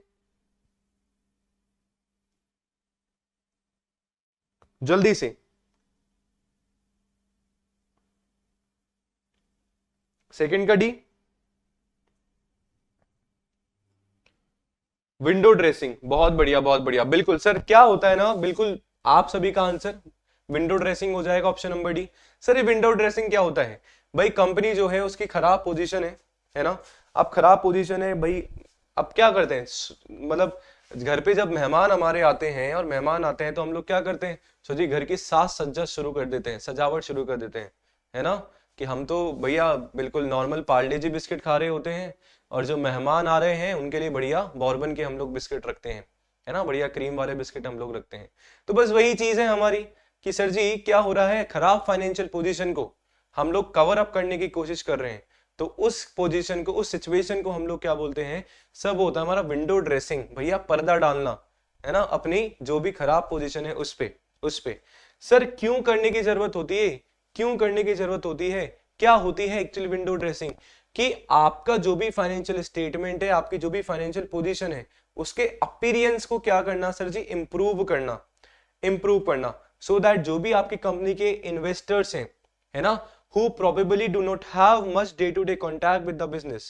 It may also be used when the company wants to impress lender in order to qualify for a loan. मान लो कोई आपको लोन, कंपनी को लोन लेना है, लेंडर को थोड़ा सा अच्छी और पोजीशन दिखाने के लिए आप सभी, मतलब जो कंपनी है क्या करती है, अपनी फाइनेंशियल सिचुएशन को अच्छा दिखा देती है। तो इस सिचुएशन को बेटा हम लोग क्या बोलते हैं, विंडो ड्रेसिंग बोलते हैं। अलग अलग तरीके की हमारे पास विंडो ड्रेसिंग होती है। जैसे हमारे पास सबसे पहले बेटा कैश विंडो ड्रेसिंग। ये कैश विंडो ड्रेसिंग क्या है कि मान लो postpone paying suppliers so that period end cash balance appear higher than it should be. जो भी आपके सप्लायर्स है, अब उनको आपको पैसा देना पड़ेगा, जिन्होंने आपको माल सप्लाई किया है, आप उनको क्या कर रहे हो सर जी, पैसा आप लोग देने में आपने पोस्टपोन कर दिया। क्यों पोस्टपोन कर दिया? सो दैट आप लोग अपने कंपनी की जो सिचुएशन है उसमें लिक्विडिटी को जो है ज्यादा आप लोग दिखा पाए, है ना, ज्यादा जो है लिक्विडिटी आप सभी दिखा पाए। नेक्स्ट हमारा होता है accounts receivable window dressing. Sir ये क्या होता है? Record an unusually low bad debt expenses so that accounts receivable, जो हमारा करंट रेशो है वो ज्यादा दिखे। सर करंट रेशो क्या होता है? सर करंट असेट्स अपन करंट लायबिलिटी, आइडल अनुपात 2:1, यही होता है। तो मतलब हमारी जो करंट असेट्स हैं वो हमारी ज्यादा होनी चाहिए हमारी करंट लायबिलिटीज के, यही तो सिचुएशन अच्छी होगी। सर मान लो अगर 1:1 हो जाएगा तो ठीक ठाक है, मतलब नो प्रॉफिट नो लॉस वाली सिचुएशन हम लोग बोल सकते हैं। वहीं मान लो अगर आपका करंट रेशो जो है, करंट असेट्स और करंट लायबिलिटी हमारा है, ये बिल्कुल अपोजिट हो जाए, तो ये सर आपके कंपनी की गलत सिचुएशन को जो है शो करती है, क्योंकि आपकी लायबिलिटी ज्यादा है और आपके पास असेट जो है, करंट असेट जो है आपके पास कम है, तो आप करंट लायबिलिटीज का भुगतान आप लोग कहां से करोगे? तो वो तो हमारी अपोजिट सिचुएशन हो जाती है। तो ये इस तरीकों को, ये सारे के सारे सर जी काम जो है हम लोग किसमें करते हैं, इसको बोलते हैं सर जी विंडो ड्रेसिंग। क्या बोला जाता है सर? विंडो ड्रेसिंग बोला जाता है। समझ में आ गया है? थम्स अप करके बता दो बढ़िया तरह डिटेल में, यस और नो। ठीक है, चलिए, बिल्कुल डी हमारा आंसर यहां पे था। बहुत ही बढ़िया क्वेश्चन, बताओ देखिए इसका आंसर क्या है।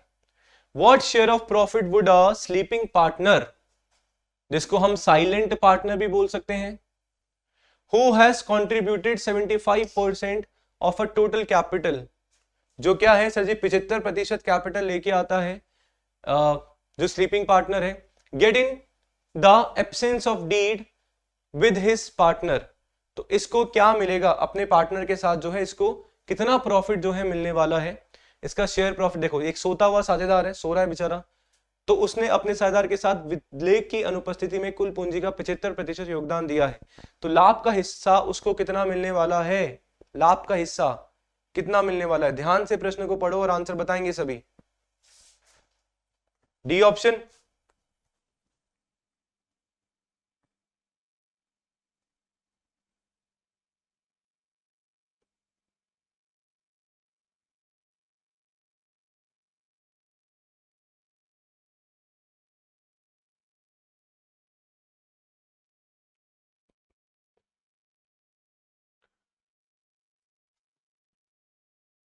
बिल्कुल, देखो बात ऐसी है, थोड़ा सा समझदारी वाली बात करनी है ना बस, कि भाई स्लीपिंग पार्टनर है। सबसे पहले तो हमें जानना है सर स्लीपिंग पार्टनर क्या है। स्लीपिंग पार्टनर जिसने जो है पैसा लगा दिया, कैपिटल लगा दी, कैपिटल लगा के सो गया, उसको मैनेजमेंट का जो भी काम है उससे कुछ मतलब नहीं है, करने वाले करते रहेंगे, करने वाले करते रहेंगे। अब इसने क्या करा सर जी, इसने 75% कैपिटल लगाई है, मान लो 1 लाख टोटल कैपिटल है, 75,000 इसने लगाए, ठीक है। पर यहां पे एक चीज बोल दी गई है कि हमारी जो पार्टनरशिप डीड है ना सर, वो है ही नहीं, in the absence of partnership deed. तो भैया भारतीय साझेदारी अधिनियम 1932, इंडियन पार्टनरशिप एक्ट 1932 ने हमें कुछ प्रोविजन दिए हैं, कुछ प्रावधान हमें दिए हैं, किसके लिए, जब भी आपके पास क्या हो, जब भी आपके पास पार्टनरशिप डीड नहीं हो, पार्टनरशिप डीड नहीं हो। तो पार्टनरशिप डीड नहीं होता तो हमारा प्रॉफिट और लॉस सर जी हम लोग कैसे बांटते हैं, सर हम लोग बांटते हैं 1:1 के रेशो में, यानी कि इक्वली, यानी कि इक्वली। ऑप्शन नंबर डी हमारा हमारा करेक्ट आंसर हो जाएगा। बहुत बढ़िया, बहुत बढ़िया। सर क्या क्या प्रोविजन होते हैं जब पार्टनरशिप डीड नहीं होती, सर सबसे पहला आपका profit and loss would be share equally, यानी कि बराबर बटेगा। सर दूसरा, no salary, no commission, no bonus. तीसरा, no interest on drawing, no interest on capital. Sir चौथा, partner on interest on partners loan 6%। ये कुछ हमारे प्रोविजन है, प्रावधान है, आप सभी को पार्टनरशिप एक्ट ने प्रोवाइड करवाए हैं। कब, जब आपके पास पार्टनरशिप डीड नहीं है, नहीं है। अब मुझे आप लोग बताओगे कि जब सर पार्टनरशिप डीड मान लो होती है ना, पार्टनरशिप डीड यदि आपकी होती तो इसके कितना प्रॉफिट लेके आता, इसका प्रॉफिट शेयरिंग रेशियो क्या होता, फटाफट से आंसर मुझे कमेंट सेक्शन में बता देंगे।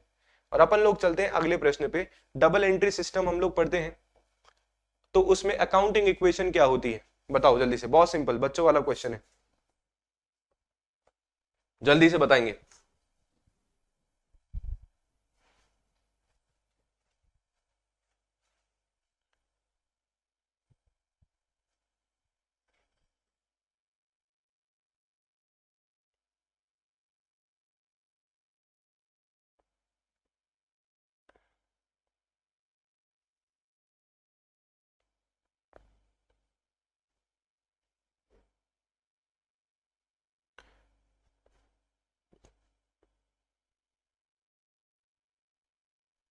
ये इसमें कुछ मिसिंग है ना, ये इक्वल है,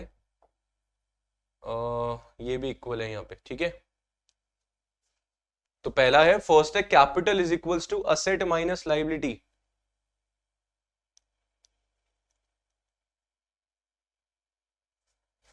या इसको ये करो, capital plus asset is equals to liability, ऐसा करेंगे, ठीक है। अभी सही है, करो देखो।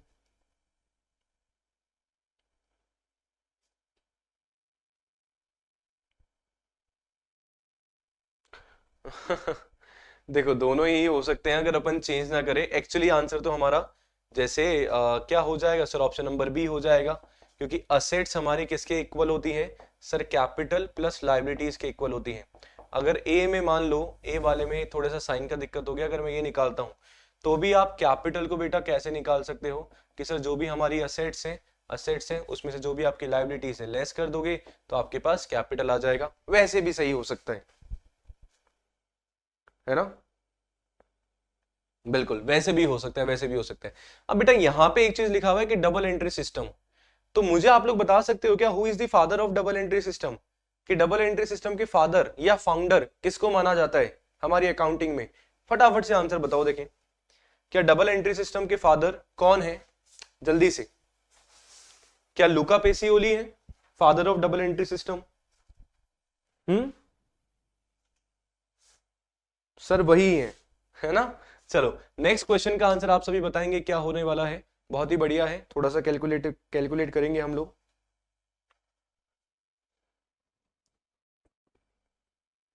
बिल्कुल लुका पेसियोली, बहुत ही बढ़िया।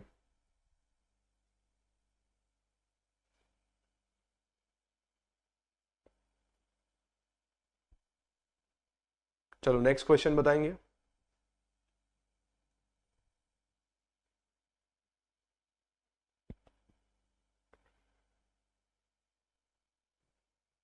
नेक्स्ट का आंसर बताइए सभी।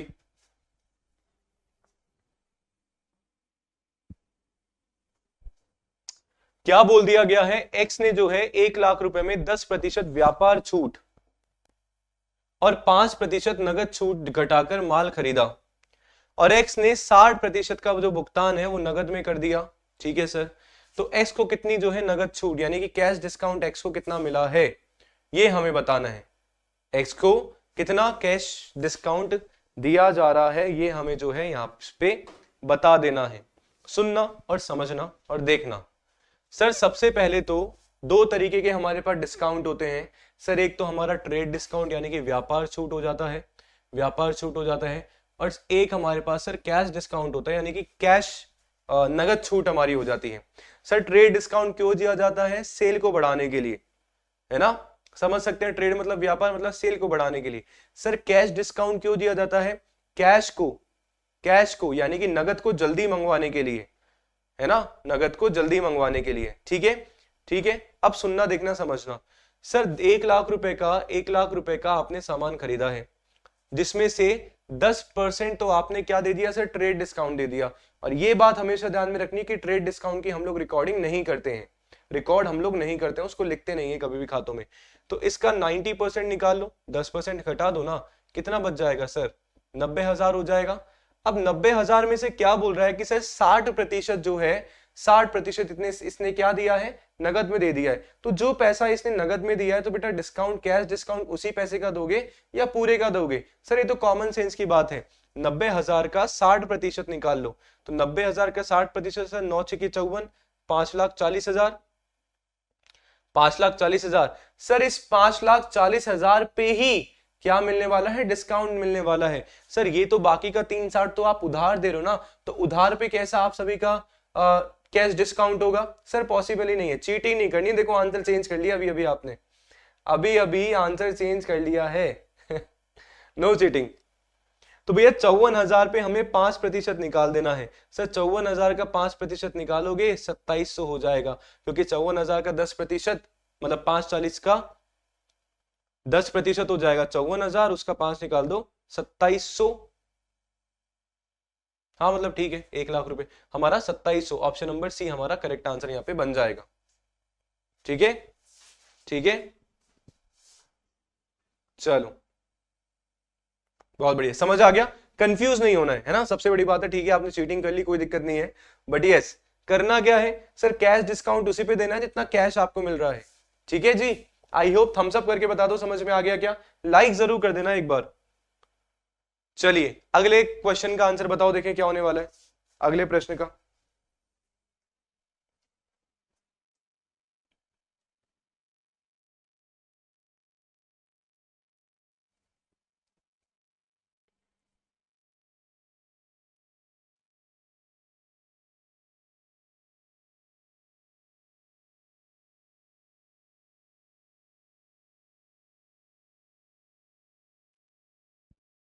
निम्नलिखित में से किस प्रकार के खाते सामान्यतः संतुलित होते हैं, यानी कि बैलेंस्ड, कौन से जो आपके अकाउंट्स है वो जनरली बैलेंस्ड होते हैं, संतुलित होते हैं। कौन से होते हैं सर, रियल अकाउंट या personal account. Sir real account कौन से हो गए, रियल अकाउंट आपके जैसे असेट के अकाउंट हो गए ना, machinery account, fix asset account. Personal account sir personal लोगों के account, Ram account, Sita account, Gita account, Mohan Yogesh account, Aanchal account, Akanksha account. ठीक है, ये सारे के सारे। तो सर जनरली बैलेंस कौन से होते हैं, सर दोनों ही होते हैं, ऑप्शन नंबर ए और बी आप सभी का दोनों ही हो जाएगा, यानी कि ए आप सभी का करेक्ट आंसर, बोथ। ठीक है, बोथ सही है। तो रियल अकाउंट कौन से बता दिया, मशीनरी, बिल्डिंग, जो भी अकाउंट्स क्या होते हैं सर जी, हम करेक्ट वैल्यू लिखते हैं हमारे असेट की। पर्सनल अकाउंट जो लोगों के अकाउंट हो गए, डेटर्स, क्रेडिटर्स, ये सारे के सारे बता दिया है पहले मैंने। चलो अगले प्रश्न का आंसर बताओगे, देखें क्या होने वाला है। In a balance sheet closing stock is valued at, अभी अभी थोड़ी देर पहले बताया था जब हम लोग फिक्स एसेट और करंट एसेट की बात कर रहे थे, तो क्लोजिंग स्टॉक है बैलेंस शीट में कैसे लिखते हैं, कैसे लिखते हैं सर, कॉस्ट प्राइस लिखते हैं उसकी ओनली, या उसकी जो कॉस्ट प्राइस और उसकी जो मार्केट प्राइस है दोनों में जो कम होगा वो लिखेंगे, या दोनों में जो ज्यादा होगा वो लिखेंगे, या फिर केवल हम लोग मार्केट प्राइस लिखेंगे। क्या आंसर आप सभी का होने वाला है बताएं।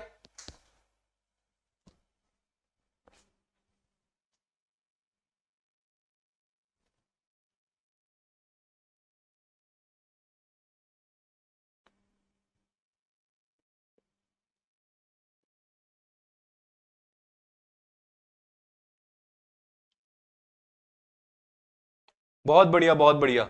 जिसने भी अभी शुरू से लेक्चर देखा है सभी को पता होगा कि सर कॉस्ट प्राइस जब भी हम बैलेंस शीट में दिखाते हैं दो तरीके की वैल्यू होती है सर, मार्केट वैल्यू और कॉस्ट वैल्यू या कॉस्ट प्राइस मार्केट प्राइस।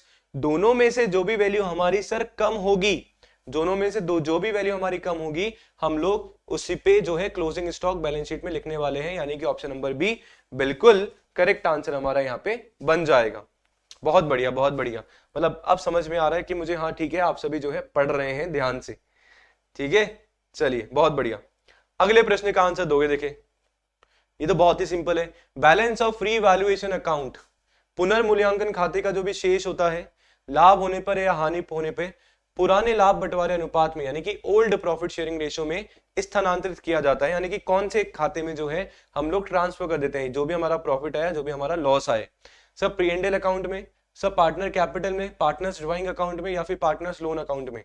बताओ आंसर। इस पे ज्यादा टाइम नहीं लेंगे, बहुत सिंपल है, जल्दी से। Sir option number B partners capital. Sir सबसे पहले हम लोग क्या बनाते हैं, रिवैल्यूएशन अकाउंट बनाते हैं। रिवैल्यूएशन अकाउंट क्यों बना रहे हैं सर जी, जब भी हमारा क्या हो रहा है प्रॉफिट शेयरिंग रेशियो चेंज हो रहा है और उसके कारण क्या हो सकते हैं सर, या तो पार्टनर कोई आ रहा होगा या पार्टनर कोई जा रहा होगा, एडमिशन हो रहा होगा, रिटायरमेंट हो रहा होगा, डेथ हमारा हो रहा होगा हमारी पार्टनरशिप फर्म में, है ना, पार्टनरशिप फर्म में। तो हमारा जो असेट और लाइबिलिटीज है उनको रिवैल्यूएट हमें करना पड़ता है, उनका पुनर्मूल्यांकन हमें करना पड़ता है। इसलिए हम लोग क्या बनाते हैं सर, रिवैल्यूएशन अकाउंट यानी कि पुनर्मूल्यांकन खाता बनाते हैं। तो वहां से जो भी प्रॉफिट और जो भी लॉस आता है, देखो प्रॉफिट भी आ सकता है लॉस भी आ सकता है, तो दोनों कहां पे ट्रांसफर होते हैं सर, दोनों हो जाते हैं हमारे पार्टनर्स कैपिटल अकाउंट में ट्रांसफर। कहां पे, पार्टनर्स कैपिटल अकाउंट में, ठीक है, यानी कि साझेदारों का पूंजी खाते में। Sir G P and L account तो बल्कि नहीं हम लोग बनाते हैं, पार्टनर्स ड्राइंग अकाउंट जैसे नाम की चीज हम लोग आज तक पढ़ी नहीं कि पार्टनर्स का ड्राइंग अकाउंट हम लोग बना रहे हैं पार्टनरशिप में, और पार्टनर्स लोन अकाउंट में भी नहीं हम लोग ट्रांसफर करते हैं। Option number B correct answer हमारा बन जाएगा। चलिए बहुत ही बढ़िया प्रश्न है, बताओ देखिए आंसर इसका।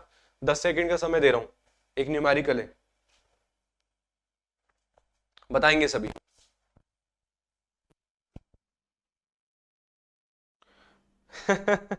यार पता नहीं, ये तो कोइंसिडेंटली हो गया, सबके आंसर भी आ रहे हैं। मतलब इतना तो ध्यान मैंने भी नहीं दिया actually.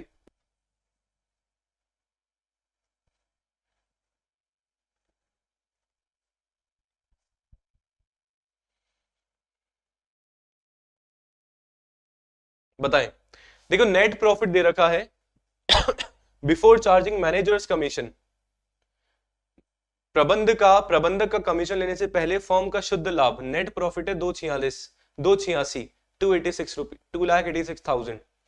Manager is entitled to commission of 10% after charging such commission, प्रबंधक ऐसा कमीशन लेने के बाद 10% कमीशन पाने का क्या है, हकदार है। तो निम्नलिखित में से उसका कमीशन क्या होगा, what of the following is his commission? क्या आंसर लगा रहे हो? 26,000। सर देखो क्या होता है ना, जब भी आप लोग मैनेजर कमीशन निकालो, मैनेजर कमीशन में क्या बोल दिया सर जी, आफ्टर चार्जिंग, यानी कि आफ्टर आप सभी का बोल दिया गया। तो आप लोग कैसे निकालोगे सर कमीशन, कैसे आपको निकालना है कि जो भी आपका नेट प्रॉफिट है मल्टीप्लाई कर दोगे आपके रेट से और डिवाइड आप लोग कर दोगे सर 100 प्लस रेट, क्या हो जाएगा 100 प्लस रेट। ये फॉर्मूला आप सभी को अपनाना है बिल्कुल।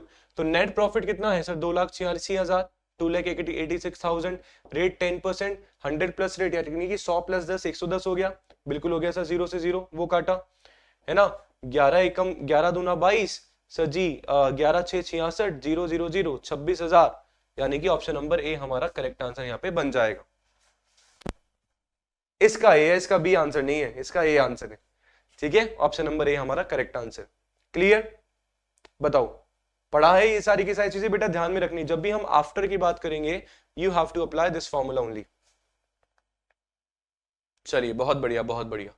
तो आज के क्वेश्चन खत्म होते हैं आप सभी के लिए, और पूरी पीडीएफ जो है मैं आप सभी को 40-50 क्वेश्चन है ये पूरी की पूरी आप सभी को बिल्कुल शेयर कर दूंगा, ठीक है जी। आज की कक्षा को यही हम लोग विराम देते हैं। मजा आया आज क्वेश्चंस को सॉल्व करके, आशा करता हूं आप सभी को भी सीखने को मिला होगा। यदि बैच से जुड़ना चाहते हैं, ऑनगोइंग बैच है, चल रहा है, डेली क्लासेस हमारी हो रही है कॉमर्स पीजीटी का, यदि कॉम्बो लेना है तो आप कॉम्बो ले सकते हैं, अदरवाइज जो है कॉमर्स पीजीटी का जो क्रैश कोर्स है इंडिविजुअल आप लोग बाय कर सकते हैं अगर आप करना चाहते हैं तो थैंक यू सो मच, मिलते हैं नेक्स्ट क्लास में। बने रहिए टीचर्स स्पॉटलाइट बाय जारफ अड्डा के साथ। धन्यवाद, bye bye, have a nice day, आपका दिन शुभ हो। धन्यवाद।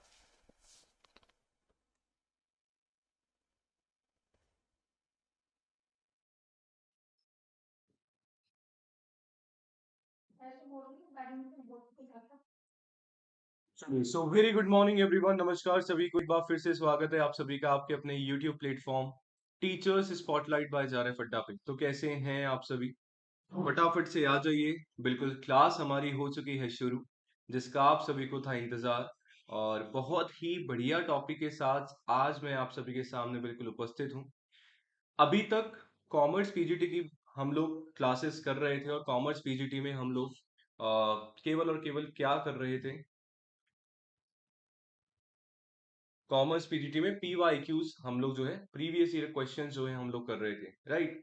आज से एक नई सीरीज का जो है आगाज मैंने कर दिया है। टॉपिक वाइज जो हमारे एग्जामिनेशन के लिए जरूरी है, वो टॉपिक वाइज जो है मैं आप सभी को आज से करवाने वाला हूं। आप सभी के क्वेश्चंस जो आपके ना केवल D triple S B exam के लिए जरूरी है, चाहे आपका आप ईएमआरएस का एग्जाम दे रहे हैं, चाहे आप केवीएस का दे रहे हैं, चाहे आप एनवीएस का दे रहे हैं, कंप्लीट कॉमर्स पीजीटी की तैयारी जो है आप सभी को अपने इस चैनल के माध्यम से जो है मिलने वाली है। तो चैनल पे यदि पहली बार आए हैं तो मेरा नाम है योगेश और चैनल है अपना टीचर्स स्पॉटलाइट बाय जारफ अड्डा। चैनल पे आप सभी को जर्नल पेपर और आपके सब्जेक्ट स्पेसिफिक पेपर की तैयारी करवाई जाती है। यदि आप सभी भी मास्टर बैच से जुड़ना चाहते हैं और आप सभी चाहते हैं कि एक प्रॉपर एक स्ट्रक्चर तरीके से आप सभी की तैयारी बढ़िया तरीके से हो जाए, तो आप सभी के लिए ऑलरेडी जो स्टार्ट मैं हम्म, अभी मेरे को एक बार बताएं, देखिए अभी सब कुछ ठीक है क्या? Everything is fine now?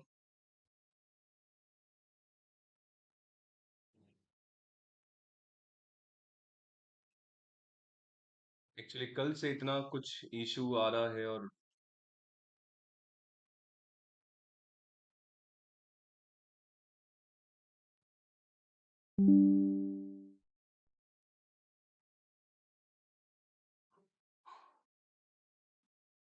चलिए अभी देखो, अभी एक बार बताओ, देखो सब कुछ ठीक है क्या? एवरीथिंग इज फाइन नाउ, है ना? मेरे साइड सब कुछ क्लियर है।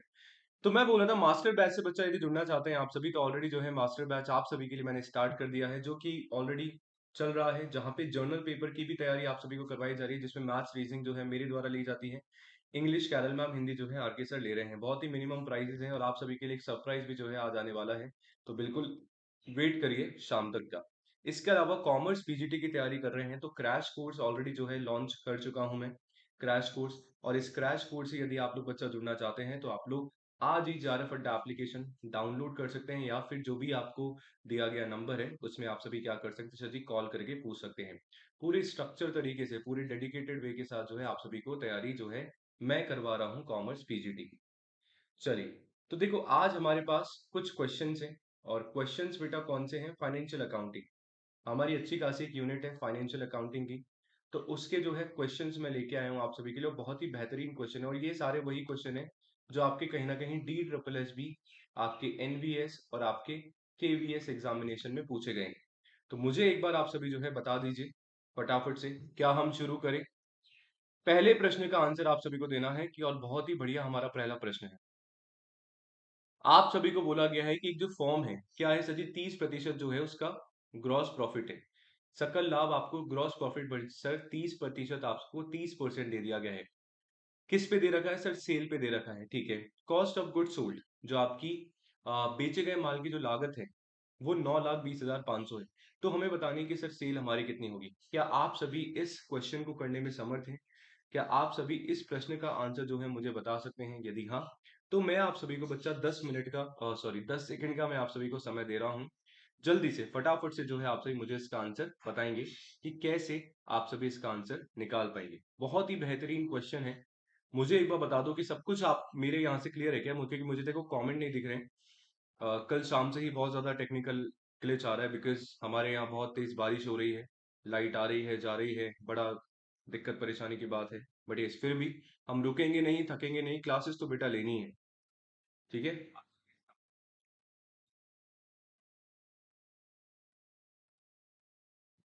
बताओ देखें क्या आंसर है। देखो सबसे पहले तो यदि मैं आप सभी को सॉल्व कर रहा हूँ, आप सभी को बच्चा पता होना चाहिए क्या सर हमारा जो जीपी रेशियो होता है, जो ग्रॉस प्रॉफिट रेशियो होता है सर, वो होता क्या है। यदि आप सभी को मालूम है तो बहुत अच्छी बात है, नहीं है तो मैं आप सभी को सॉल्व करा देता हूँ। सर जीपी रेशियो हमारा होता है sir GP upon sale multiply by 100। GP upon sale multiply by 100 यानी कि सर ग्रॉस प्रॉफिट रेशियो आपका होता है कि ग्रॉस प्रॉफिट में यदि आप सेल का डिवाइड कर देते हो और मल्टीप्लाई कर देते हो 100 से, तो आपका जीपी रेशियो आ जाता है। सर साउंड नहीं है यार मेरे, सुषमा जी मुझे साउंड आ रहा है, मुझे वॉइस आ रही है। एक बार आप वापस से कनेक्ट करो।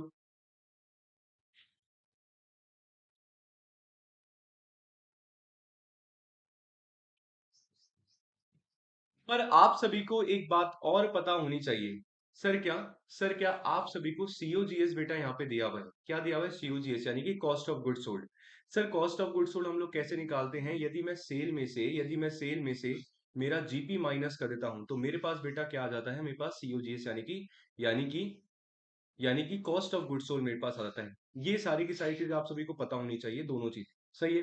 अब प्रश्नानुसार आप सभी को यहाँ पे क्या दे रखा है, मान लो मैं सेल को सर जी 100 मान लेता हूँ और जीपी मेरे को बेटा 30 दिया हुआ है। सेल को यदि मैंने 100 मान लिया और जीपी मेरे को यदि 30 दिया हुआ है, तो आप यहाँ पे देखेंगे आपको जो सीओजीएस है ना बेटा, कितना बच जाएगा sir, cost of good sold हमारा यहाँ पे आ जाता है 70। हाँ या ना। Cost of good sold sir हमारे अकॉर्डिंग तो 70 आ जाता है। और आपको प्रश्न में कॉस्ट ऑफ गुड सोल्ड कितनी दे रखी थी सर जी, 9,20,500। तो आप सभी को बेटा क्या निकालनी है, सेल यदि निकालनी है, तो ये 9,20,500 जो है बेटा किसकी वैल्यू दे रखी है सर, 70 की वैल्यू दे रखी है। और हमें कितनी निकालनी सर जी, सेल निकालनी, यानी कि हमें निकालना है कितना सर जी, हमें 100 पे चाहिए। तो सर 70 से भाग कर दो, 100 से गुणा कर दो, आंसर आप सभी का है। देख लेते हैं क्या आने वाला है सर जी, जीरो से जीरो हमारा कैंसिल हो जाएगा, 7 एकम 7 हो गया, 7 तिया 21 हो गया, वापस 7 एकम 7 हो जाएगा, 7 पंजे 35 हो जाएगा, जीरो जीरो। तो मतलब 13,15,000, यानी कि ऑप्शन नंबर सी हमारा यहाँ पे करेक्ट आंसर बन जाएगा। सिंपल है। बताओ, बड़ा सिंपल सा क्वेश्चन था। आपको जीपी रेशियो दे रखा है और आपको सीओजीएस दे रखा है और आपको सेल पूछी है सर, इससे सिंपल तरीका और कहीं नहीं हो सकता। मान लो क्वेश्चन में आप सभी से पूछा होता कि जीपी बताओ, है ना, ग्रॉस प्रॉफिट रुपए में कितना है सर, वो भी निकाल लेते। क्या करते सर, जो 9,20,000 जो है आपके, सर 70 की वैल्यू है ना, हमने निकाल लिया 70 की वैल्यू है। अब जीपी आपको कितना दे रखा है, 30%, तो सर 30 से गुणा कर लेते, आपका जीपी रुपीज में आ जाता।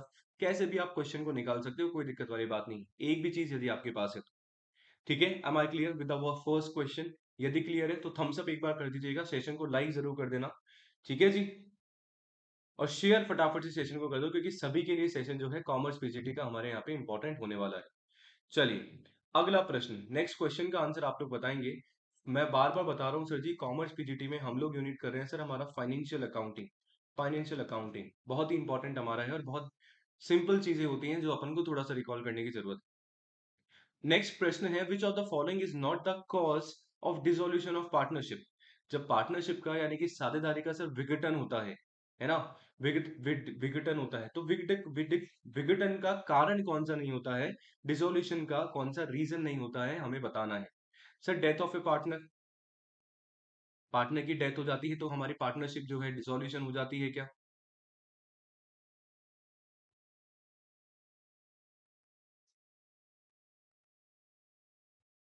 Admission of new partner, expiry of the period of the business, insolvency of partner.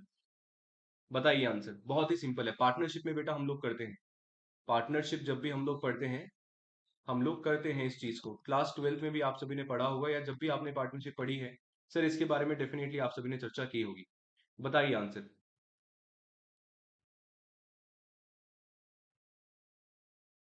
बताइए सभी, बहुत ही सिंपल सा क्वेश्चन है, आंसर की प्रतीक्षा कर रहा हूं आप सभी का, जल्दी से। क्वेश्चन मेरा है आप सभी के सामने कि which of the following is not the cause of dissolution of partnership.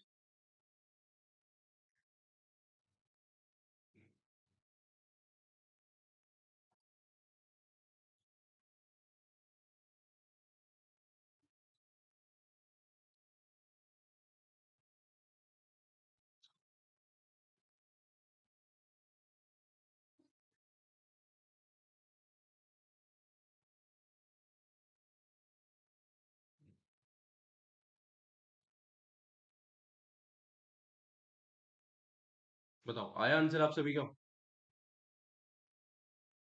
चलो मैं ही बता दूं, देखो सिंपल सी चीज है बच्चा, पार्टनरशिप में जब भी हम लोग पढ़ते हैं सर, पार्टनर कोई भी, मान लो कोई भी तीन पार्टनर हैं, ए बी और सी, तीनों में से किसी की डेथ हो जाती है तो क्या हमारी पार्टनरशिप जो है डिसॉल्व हो जाती है? सर नहीं होती है ना। ठीक है, admission of a new partner, ठीक है। सर दूसरा तीसरा ऑप्शन आप सभी को, ऑप्शन नंबर सी जो दे रखा है ना हमें, ऑप्शन नंबर सी दे रखा है, क्या दे रखा है सर जी? आपके बिजनेस का क्या सर जी, आपका बिजनेस का जो पीरियड है वही क्या हो जा रहा है, वही क्या हो जा रहा है सर जी, एक्सपायर हमारा हो जा रहा है। भाई आपने बोला कि मेरी जो पार्टनरशिप है ना सर जी 10 साल तक चलेगी। अब 10 साल तक अगर यदि आपकी पार्टनरशिप चलने वाली है तो उसके बाद तो अपनी पार्टनरशिप जो है डिसॉल्व हो ही जाएगी। तो ऑप्शन नंबर सी बच्चा आप सभी का यहाँ पे करेक्ट आंसर बन जाएगा, इंसॉल्वेंसी ऑफ पार्टनर, है ना। This is also the reason of the dissolution of the partnership firm. Partner जो है आपका इंसॉल्वेंस हो गया, यानी कि दिवालिया हो गया, यानी कि कंगाल आप सभी का हो जाता है, वो भी आप सभी का क्या हो जाता है, कारण बन जाता है आपकी पार्टनरशिप के डिसोल्यूशन का। ठीक है, बहुत बेसिक सा क्वेश्चन था, आगे बढ़ते हैं। बहुत ही अच्छा क्वेश्चन है, बहुत ही अच्छा क्वेश्चन है, बहुत अच्छा कंसेप्ट हम लोग सीखने वाले हैं। नेक्स्ट क्वेश्चन का आंसर आप लोग बताएंगे कि सर इनमें से कौन सा जो है, कौन सा जो असेट है वो ऑयल वेल, या मैं बात करूं कि कौन सी जो संपत्ति है वो तेल कुआं है, वो तेल कुआं है, बताना है सर जी। Wasted asset, fix asset, liquid asset या फिर इंटेंजिबल असेट, ये सारे के सारे बेटा असेट के हमारे प्रकार हैं। चारों के बारे में हम लोग पढ़ेंगे बढ़िया तरीके से। पर उससे पहले आप लोग मुझे आंसर देंगे कि जो ऑयल वेल है सर जी किस टाइप की हमारी असेट है। भाई मेरे पास जो है तेल का कुआं है ना, मेरे घर में जो है तेल का कुआं है, सऊदी अरब में मैं रह रहा हूँ। और तो ये किस तरीके की या किस टाइप की आपकी जो है असेट होने वाली है? क्या आपकी वेस्टेड है, क्या आपकी फिक्स असेट है, क्या आपकी लिक्विड असेट है, क्या ये आपकी इंटेंजिबल असेट है? सर आंसर हमारा होने वाला है, आंसर हमारा होने वाला है option number A, wasted asset. Wasted asset, sir ये वेस्टेड असेट होती क्या है?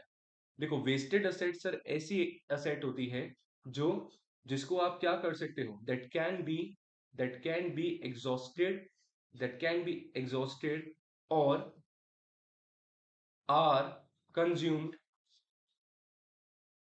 Consumed over period of time. मतलब सर जी क्या है व्यर्थ संपत्ति का मतलब क्या हो गया? सर एक ये इस प्रकार की संपत्ति है जहां पे जहां पे या मैं बात करूं, ये एक ऐसी हमारी असेट होती है, ऐसी एक संपत्ति होती है कि सर जिसको है ना, अगर अपन लगातार जो है इस्तेमाल करते हैं, लगातार जिसको एग्जॉस्शन हम लोग कर रहे हैं, लगातार जिसको जिसको हम लोग क्या कर रहे हैं सर, कंज्यूम कर रहे हैं, तो एक समय के बाद वो कहीं ना कहीं पे आके क्या होने वाला है सर जी, खत्म होने वाला है। क्या होने वाला है? खत्म होने वाला है। तो यदि ऑयल वेल है कि तेल का मेरा कुआं है, भाई कुआं है, बोरिंग थोड़ी है जो लगातार आता जाएगा मेरे पास पानी। सर कुआं है, लिमिटेड है। तो ऐसी जो भी असेट्स जो आपकी क्या होती हैं, जो आपकी क्या होती हैं सर जी, एक लिमिटेड आपके पास है, और एक आप एक समय के बाद जो है उसको पूरा जो है कंज्यूम कर लोगे, वो सारी की सारी आप सभी की बेटा कौन सी असेट हो जाती हैं? वेस्टेड असेट हो जाती हैं। जैसे जैसे एग्जाम्पल की बेटा यदि मैं बात करूं, एग्जाम्पल की बात करूं sir, coal mines, coal mines ठीक है, आपकी वेस्टेड असेट हो गई। सर जी ऑयल वेल्स दे ही रखा है, ऑयल वेल्स जो है आपके वेस्टेड असेट हो गई। सर जी आपकी एक जो लीज होल्ड प्रॉपर्टी होती है ना, लीज होल्ड प्रॉपर्टी में बात कर रहा हूँ सर जी, वो भी आप सभी की वेस्टेड प्रॉपर्टी हो जाएगी। ठीक है, बताओ मुझे। और इन असेट्स को सर, इन असेट्स को हम लोग क्या बोलते हैं? इन असेट्स को हम लोग पेरिसेबल असेट्स भी, पेरिसेबल असेट्स के नाम से भी जो है जानते हैं, जो कि ऐसी असेट जो बहुत जल्दी क्या होने वाली है, खत्म होने वाली। बताओ समझ में आ गया? याद रहेगा वेस्टेड असेट क्या होती है? यस और नो? पूरा डिटेल में बच्चा मैंने बता दिया आप सभी को। लाइक जरूर कर दीजिएगा सेशन को यदि अभी तक आप सभी ने नहीं किया है तो। सर नेक्स्ट हमारी फिक्स असेट क्या होती है? आप सभी को पता ही है कि सर जी फिक्स असेट के बारे में, फिक्स असेट के बारे में जैसे आपकी सर प्लांट एंड मशीनरी हो गई, आपकी सर लैंड एंड बिल्डिंग आपकी हो गई, सर आपकी कोई फर्नीचर हो गया, ये सारी की सारी आपकी फिक्स असेट हो जाती है। सर लिक्विड असेट्स क्या होती हैं? लिक्विड असेट्स, अब कोई बहुत ही महानुभाव जो बच्चे होंगे हमारे वो बता रहे होंगे सर ऑयल वेल है ना लिक्विड असेट हो सकता है क्योंकि ऑयल जो है लिक्विड है। ये फालतू का दिमाग नहीं लगाना है, क्योंकि कॉमर्स वालों को ये फालतू का दिमाग लगाना शोभा नहीं देता है, क्योंकि हम काम करते हैं सर कंसेप्ट से, कंसेप्ट पे। सर लिक्विड असेट्स क्या होता है? लिक्विड्स, सर लिक्विड असेट्स क्या होती हैं? लिक्विड असेट्स आपकी ऐसी असेट्स होती हैं जिन चीजों के आप अपने आप with in a year, with in a year यानी कि एक साल के अंतर्गत क्या कर सकते हो सर, आप जिनको कन्वर्ट करवा सकते हो, कन्वर्ट करवा सकते हो किसमें? कैश में, कन्वर्ट करवा सकते हो कैश में। कम आ रही है क्या वॉइस?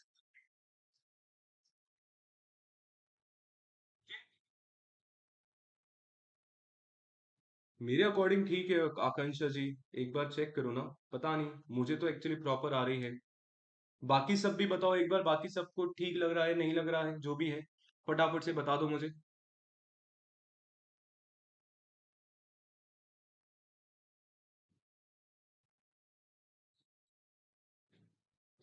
बताओ देखे एक बार। ये हमारी होगी लिक्विड एसेट्स, है ना। दूसरा हमारा नेक्स्ट हमारा, अच्छा लिक्विड एसेट के एग्जांपल आप लोग दे सकते हैं क्या? सर लिक्विड एसेट्स के एग्जांपल दे सकते हैं क्या? बताओ मुझे जल्दी से, फटाफट से। कौन एग्जांपल दे सकता है मुझे लिक्विड एसेट्स के, जो जो की हमारी तरल संपत्ति हमारी होती है।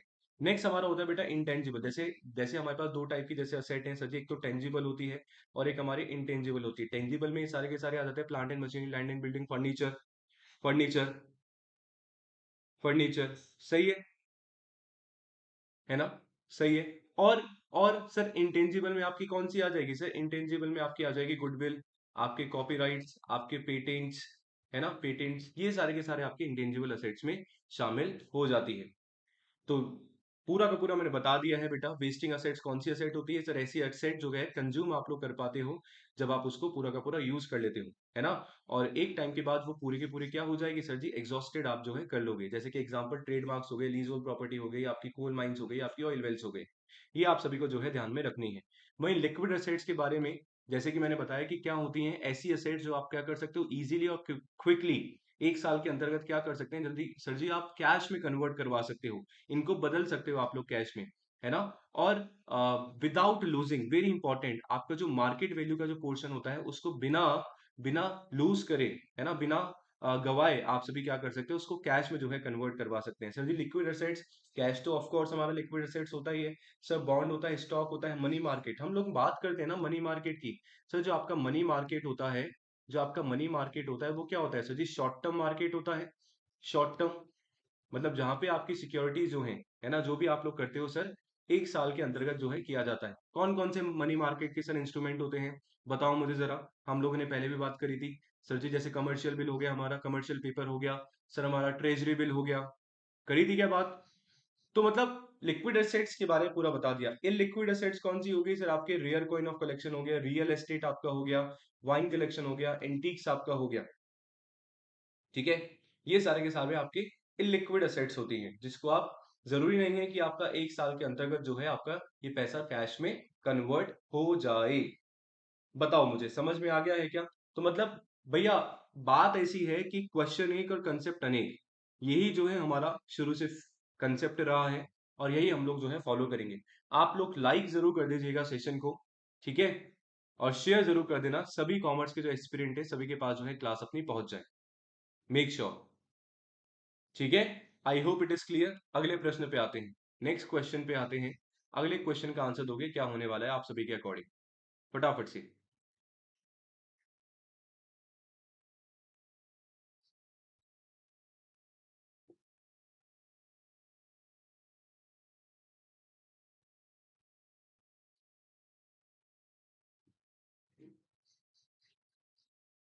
There are economic resources of an enterprises that can be usefully expressed in monetary terms, in monetary terms, कि सर किसी उद्यम के आर्थिक संसाधन हैं जिन्हें मौद्रिक शब्दों के उपयोगी रूप से क्या किया जा सकता है सर? व्यक्त किया जा सकता है। तो वो क्या होते हैं? क्या वो ट्रांजैक्शंस होते हैं? क्या वो असेट्स होती हैं आपकी? क्या वो एंटिटी होती हैं? या फिर क्या वो आप सभी के लिए लाइबिलिटीज का काम करती हैं? सर क्या होते हैं? देखो सिंपल सी बात है, आप एलिमिनेशन से भी जा सकते हो, वैसे तो है बहुत सिंपल आंसर इसका। आंसर सर लाइबिलिटीज हमारा कभी भी हमारे रिसोर्सेज नहीं होंगे, पहली बात तो, क्योंकि लाइबिलिटीज तो सर जी हमें पे करनी है, हमारी जिम्मेदारी है ना। हमारे ऊपर एक कर्जा है जो हमें, यानी कि जो फॉर्म को जो है चुकाना है, राइट। सर एंटिटी इकाई सर जी मॉनेटरी टर्म्स में नहीं हो सकती सर, ट्रांजैक्शन मॉनेटरी टर्म्स में हो सकते हैं। बट हमारे लिए सर इकोनॉमिक रिसोर्सेज का काम नहीं करेंगे, यानी कि आर्थिक संसाधन का काम नहीं करने वाले हैं।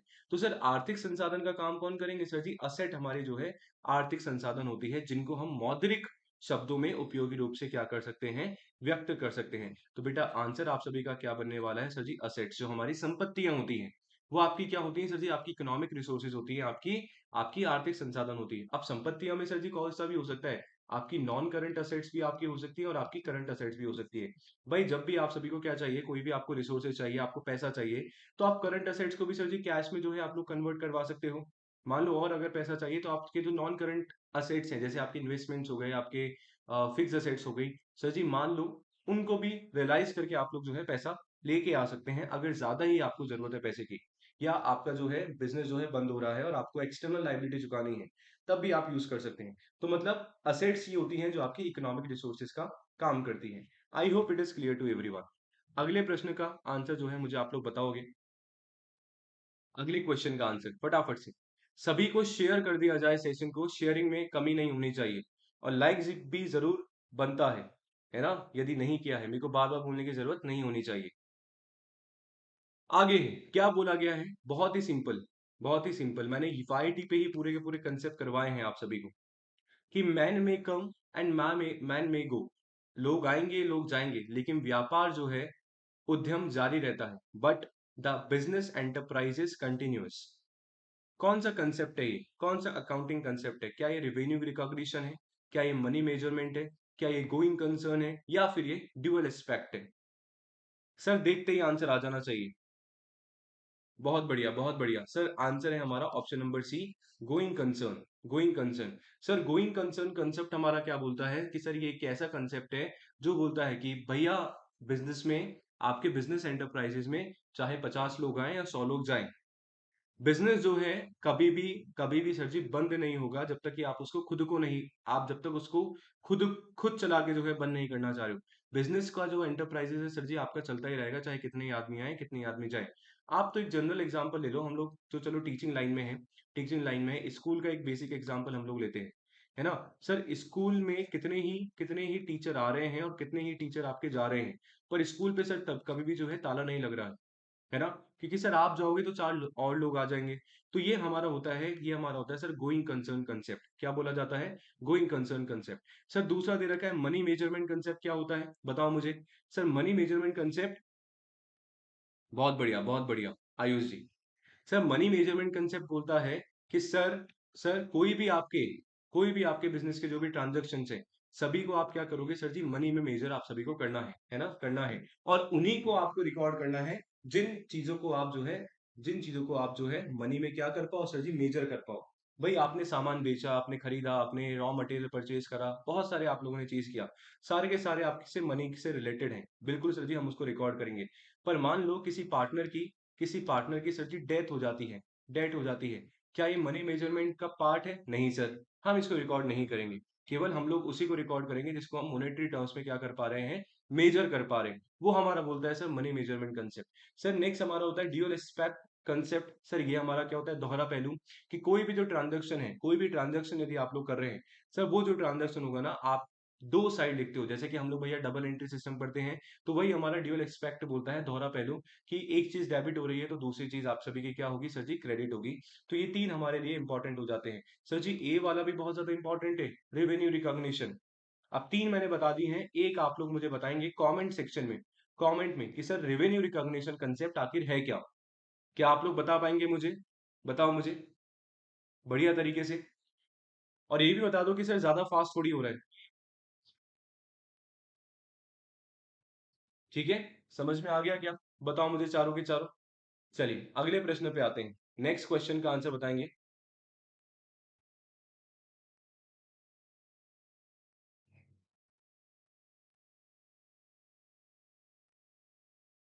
नेक्स्ट क्वेश्चन का आंसर बताएंगे कि which of the following is not the cause of depreciation. Depreciation sir जी मूल्यह्रास। क्या होता है मूल्यह्रास सर जी, आपकी आपकी असेट की जो भी वैल्यू है उसमें रिडक्शन होना, असेट की वैल्यू में कमी आना, दैट इज, सही है। तो सर कौन सा कारण नहीं है डेप्रिसिएशन का, एक्सपेक्टेड जो भी आपके तकनीकी परिवर्तनों के कारण अपेक्षित अप्रचलन, जब वस्तु का उपयोग नहीं किया जा रहा हो तब भी समय की बर्बादी। और wear and tear due to use in the business, की व्यवसाय में हम लोग यूज कर रहे हैं उसके कारण जो भी टूट फूट है। या फिर अप्रत्याशित अप्रचलन। क्या आंसर आप सभी का होने वाला है, बताइए। सर आंसर होगा हमारा ऑप्शन नंबर ए। सर कौन सा कारण नहीं होता है आपके, कौन सा कारण, कौन सा कारण नहीं होता है डेप्रिसिएशन का? सर जी अनएक्सपेक्टेड ऑब्सोलेंस, अप्रत्याशित अप्रचलन। भाई डेप्रिसिएशन जब भी हम लोग असेट परचेज करते हैं ना सर, उस पे डेप्रिसिएशन लगना ही लगना है, that we know, that is expected. वो क्या होता है सर जी, हमारा विशुद्ध बिल्कुल निश्चित तौर से होता है कि लगेगा ही लगेगा। अब मान लो कोई एक्सपेक्टेड है आपके, क्या होगा, कोई भी टेक्नोलॉजी चेंज आ गई है ना, तकनीकी में कोई भी परिवर्तन आ गया, तो सर जी हम लोग जो है उस पर्टिकुलर असेट को काम करना बंद कर देंगे। और कहीं ना कहीं हमारी जो असेट है ना उसकी वैल्यू कहीं ना कहीं कम हो जाएगी। आप जनरली बहुत सारे एग्जाम्पल बेटा ले सकते हो। मैं तो मोबाइल फोन का एग्जाम्पल लेता हूँ सर जी, नए नए हर एक दिन जो है मोबाइल फोन में जो है अपडेशन आपके चलते रहते हैं। सर पुराना वाला जो, चाहे आप आज ही आप आज एक मोबाइल फोन लेके आए हो बढ़िया, और कल जो है उसके अच्छा वाला मॉडल आ जाता है, सर जो आज आप लेके आए ना उसकी डेफिनेटली वैल्यू में क्या हो जाएगी सर जी, कमी आ जाएगी, कमी आ जाएगी 100%। समझ रहे हो? तो सर वो तो है ही, तो हमारा ऑप्शन नंबर सर वन यहाँ पे करेक्ट आंसर बन जाता है। कोई ऐसी वस्तु है जिसको आप यूज नहीं कर रहे हो सर, रखे रखे भी सर जी उस पर डेप्रिसिएशन तो लगेगा ही, बिल्कुल लगेगा। सर वी और टीयर, यदि आप उसको यूज कर रहे हो, यूज कर रहे हो तो टूट फूट होती है, तो सर जब भी आपका डेप्रिसिएशन लगेगा। तो डेप्रिसिएशन का कारण कौन सा नहीं हो सकता है सर जी, अप्रत्याशित अप्रचलन।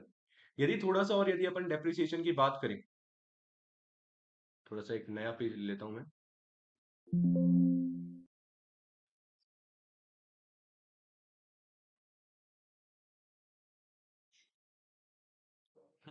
सुनना सर, यदि हम लोग डेप्रिसिएशन की यानी कि मूल्यह्रास की बात करते हैं, मेजरली हमारे पास सर जी दो मेथड होते हैं डेप्रिसिएशन को कैलकुलेट करने के। सर एक तो हमारा होता है एसएलएम मेथड यानी कि स्ट्रेट लाइन मेथड, और सर एक हमारा होता है डब्ल्यूडीवी यानी कि written down value. Written down value सही बात है। सर एसएलएम मेथड में क्या होता है, एसएलएम मेथड में क्या होता है सर जी, आपका जो डेप्रिसिएशन है, डेप्रिसिएशन ऑलवेज आप सभी का क्या रहने वाला है सर जी, फिक्स हमारा रहने वाला है, फिक्स रहने वाला है। जबकि जबकि आपकी जो रिटर्न डाउन वैल्यू होती है ना, आपकी जो रिटर्न डाउन वैल्यू होती है सर, उसमें हमारा क्या होगा सर, डेप्रिसिएशन हर साल, एवरी ईयर, असेट की वैल्यू में जितनी कमी हो रही है सर जी उतना हो रहा है। मान लो इसमें बोला कि सर आपका जो है हर साल 10% का डेप्रिसिएशन यहाँ पे लगेगा, मैं बोल रहा हूँ सर एसएलएम मेथड से लगाना है, स्ट्रेट लाइन मेथड से लगाना है। तो सर हर साल जो है आपकी, मान लो असेट की जो वैल्यू थी आपकी 1 लाख थी, 1 लाख आपकी असेट की वैल्यू थी, तो मैं हर साल सर जी 10-10 हजार जो है डेप्रिसिएशन लगा दूंगा, ठीक है, हर साल। पर रिटर्न डाउन वैल्यू में क्या हो रहा है सर जी, मान लो असेट की वैल्यू 1 लाख, पहले साल जो है डेप्रिसिएशन अपना 10% लग गया 90 हजार। तो मतलब नेक्स्ट ईयर सर हमारा डेप्रिसिएशन किस पे लगेगा सर, नेक्स्ट ईयर हमारा डेप्रिसिएशन 1 लाख पे ना लग के किस पे लगेगा सर जी, 90 हजार, जो हमारी रिड्यूस्ड वैल्यू हुई है असेट की उस पे लगने वाला है, यानी कि 9 हजार का डेप्रिसिएशन नेक्स्ट ईयर आप सभी को देना पड़ेगा। और वही बात करें एसएलएम मेथड में सर जी, हमेशा हमारा फिक्स रहता है, फिक्स रहता है। यही होता है, छोटा सा कंसेप्ट है, बढ़िया तरीके से आप सभी को आना चाहिए। आई होप सभी को जो है समझ में आ गया होगा, ठीक है, सही बात है। यस और नो थम्स अप जरूर कर दीजिएगा, लाइक जरूर कर दीजिएगा सेशन को, जो भी मेरे साथ जुड़े हुए हैं अभी। सर डब्ल्यू डीवी मेथड से सर जी हम रिड्यूसिंग मेथड बोल सकते हैं, डिमिनिशिंग मेथड बोल सकते हैं। सर एसएलएम मेथड का दूसरा नाम सर जी ओरिजिनल कॉस्ट मेथड आपका हो सकता है, ठीक है। चलो अगले क्वेश्चन का आंसर आप सही बताएंगे। कंपनीज एक्ट 2013 की बेटा हम लोग बात कर रहे हैं, कंपनीज एक्ट 2013। तो कंपनीज एक्ट 2013 के अकॉर्डिंग जो है, computation of depreciation has been provided, कि मूल्यह्रास की गणना कौन से प्रावधान में की गई है, कौन सा स्केड्यूल है कंपनीज एक्ट 2013 का, जहां पे आप सभी को बता रखा है कि सर डेप्रिसिएशन की कैलकुलेशन की जाएगी। 1 2 3 4 आंसर बताएंगे फटाफट से जल्दी से, एवरीवन।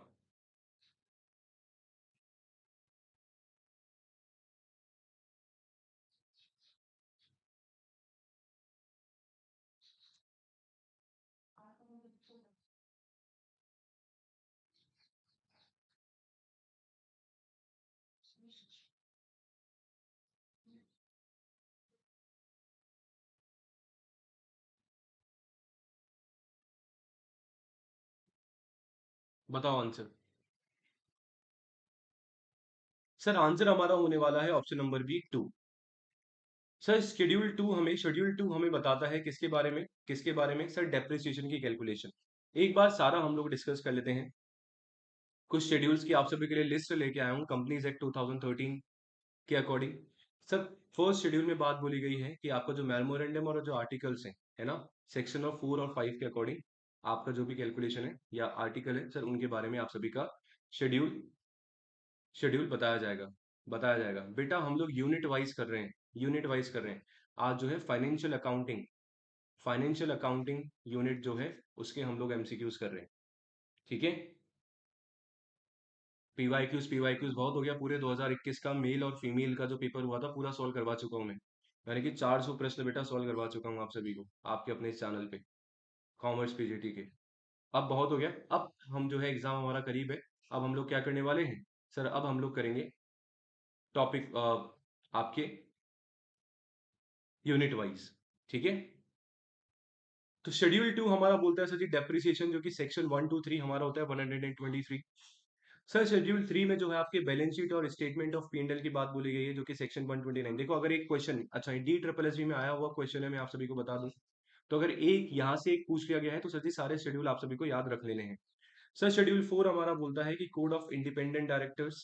सर शेड्यूल फाइव हमारा बोलता है कि जो भी आपके मैनेजिंग डायरेक्टर्स हैं और जो भी होल टाइम डायरेक्टर्स हैं और जो मैनेजर है, उनका अपॉइंटमेंट जो है कैसे किया जाएगा।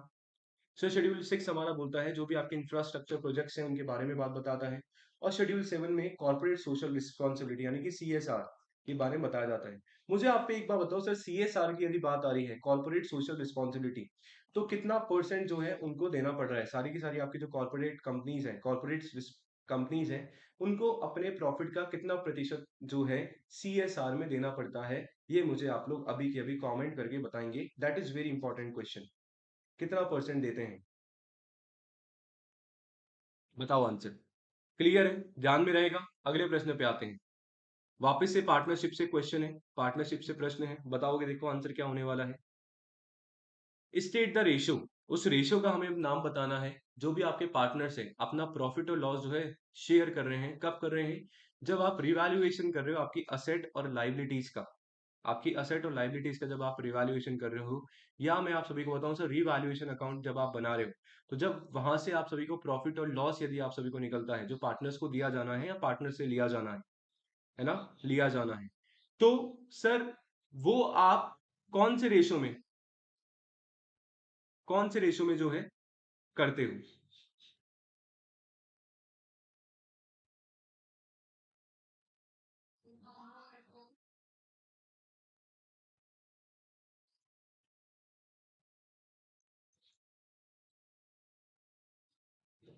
बताएंगे जल्दी से सर, बहुत सिंपल है, बहुत सिंपल है।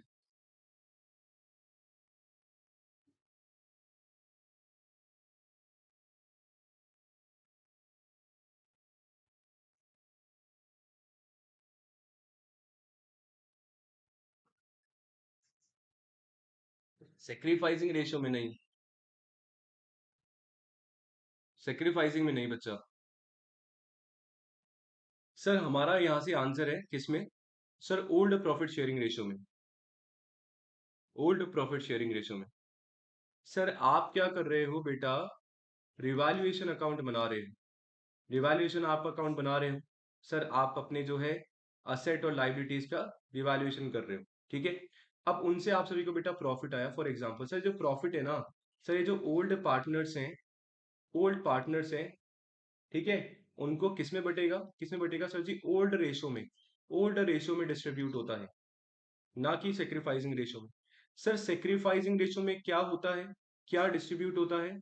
सर सेक्रीफाइसिंग रेशो में होगा जो भी आपके सेक्रीफाइसिंग पार्टनर्स है। मान लो कोई नया पार्टनर आया भाई, ए और बी जो है, ए और बी आप सभी के पार्टनरशिप में थे।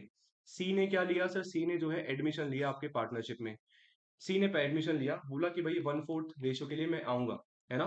अब फिर यहाँ से आप सभी को सेक्रीफाइसिंग रेशो निकालना पड़ेगा। यहाँ से क्या निकालना पड़ेगा? सेक्रीफाइसिंग रेशो में, रेशो आप सभी को निकालना पड़ेगा। तो सेक्रीफाइसिंग रेशो में क्या बढ़ता है सर? सेक्रीफाइसिंग पार्टनर्स को मिलती है premium for goodwill, premium for goodwill. क्या मिलती है sir? Premium for goodwill, premium for goodwill. वो गुडविल जो नया पार्टनर जब आपके पार्टनरशिप फर्म में आ रहा है, तब वो जो है लेके पार्टनरशिप फर्म में आ रहा है, वो जो बढ़ता है ना? किसमें बटेगा सर? सेक्रीफाइसिंग पार्टनर्स को सेक्रीफाइसिंग रेशियो में। क्लियर? सेक्रीफाइसिंग पार्टनर्स को सेक्रीफाइसिंग रेशियो में जो है बांटा जाता है। Am I clear? Sacrificing ratio मत कर देना, ओल्ड प्रॉफिट शेयरिंग रेशियो। ठीक है, एम आई क्लियर? भाई सीधी सी बात है सर, सेक्रीफाइसिंग क्यों हो रहा है? मान लो आप दो जने थे, आप दो जने, तो मैं तो एक चपाती लेता हूँ, दो जने थे, दो बच्चे हो आप, है ना? आप और आपके भाई बहन जो भी हैं, एक रोटी मम्मी ने बनाई, तो आपने बोला कि सर हम लोग जो है आधी आधी रोटी खाने वाले हैं। अब एक मेहमान जो है घर में आ गया है, पर आपके पास तो अभी एक ही रोटी है, तो अब आपको क्या करना पड़ेगा सर? आपको अपना हिस्सा, आप दोनों का जो हिस्सा है ना, जो नया जो आया है, मेहमान जो आया है सर, उसको देना पड़ेगा। तो मतलब जो पुराने वाले हैं ना, वो क्या कर रहे होते हैं? कहीं ना कहीं सर सेक्रीफाइस कर रहे होते हैं। क्या कर रहे होते हैं? सेक्रीफाइस कर रहे होते हैं। ये चीज आप सभी को बच्चा समझनी है। ठीक है, चलिए। चलिए, last question of the day, last question है, उसको डिस्कस करते हैं, फिर वाइंड अप करते हैं सेशन को। आंसर मुझे बताएं, जल्दी से आंसर बताएंगे, फटाफट से।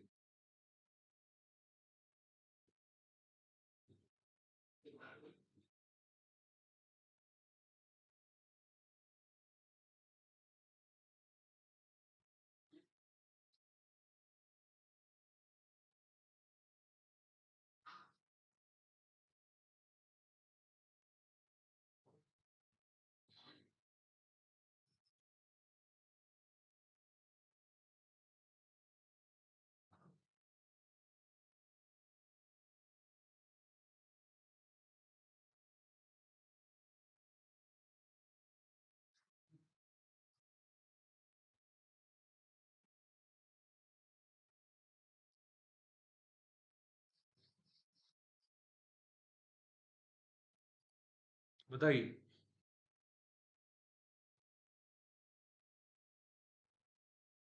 D option? चलो बहुत बढ़िया, ये तो सबको पता है कि सर डेप्रिसिएशन को जब हम लोग क्या कर रहे हैं, कैलकुलेट कर रहे हैं, है ना? डेप्रिसिएशन कौन सी चीज नहीं रखते हैं सर? असेट की लाइफ आती है, बिल्कुल आती है। सर कोई भी आपकी इंस्टॉलेशन का पैसा लगा है, या कॉस्ट ऑफ असेट जो आपकी है, जो अभी आपकी इंस्टॉलेशन का है, कमीशन है, ट्रायल रन है, बिल्कुल आएगी। सर स्क्रैप वैल्यू बिल्कुल आती है। सर कौन सी नहीं आती है? सेलिंग प्राइस ऑफ असेट नहीं आती। जैसे डेप्रिसिएशन का सर जी हमारे पास फॉर्मूला होता है, क्या होता है सर जी? कॉस्ट ऑफ असेट माइनस आपकी scrap value upon life of machine या लाइफ ऑफ असेट। ये हमारा यहाँ से हम लोग जो है डेप्रिसिएशन कैलकुलेट कर सकते हैं। ठीक है, ऑप्शन नंबर डी आपका यहाँ पे करेक्ट आंसर बन जाएगा। तो आई होप, ऐसी आशा करता हूँ कि बच्चा आज के सारे कंसेप्ट जो है आप सभी को अच्छे तरीके से जो है क्लियर हो गए होंगे। तो सेशन को लाइक जरूर कर दीजिएगा, कमेंट करके जरूर बताइएगा कि कैसा लगा आपको सेशन। डेली जो है हम लोग यूनिट वाइज जो है आप लोग करने वाले हैं। ठीक है जी, डेली 9 बजे क्लास होती है, और 9 बजे ही आप सभी को मिलेगी। एंड लेट्स सी, और अच्छा हम लोग करने का ट्राई करते हैं। क्रैश कोर्स से यदि आप लोग जुड़ना चाहते हैं, डिटेल स्ट्रक्चर तरीके से तैयारी मेरे साथ यदि आप लोग करना चाहते हैं आपके DSSS एग्जामिनेशन की, तो ऑलरेडी जो है कोर्स चला रखा है, चल रहा है, यू कैन ज्वाइन। तो बहुत बहुत शुक्रिया, बहुत बहुत धन्यवाद सेशन में जुड़ने के लिए। बने रहिए टीचर्स स्पॉटलाइट बाय जारे फड्डा के साथ। Thank you so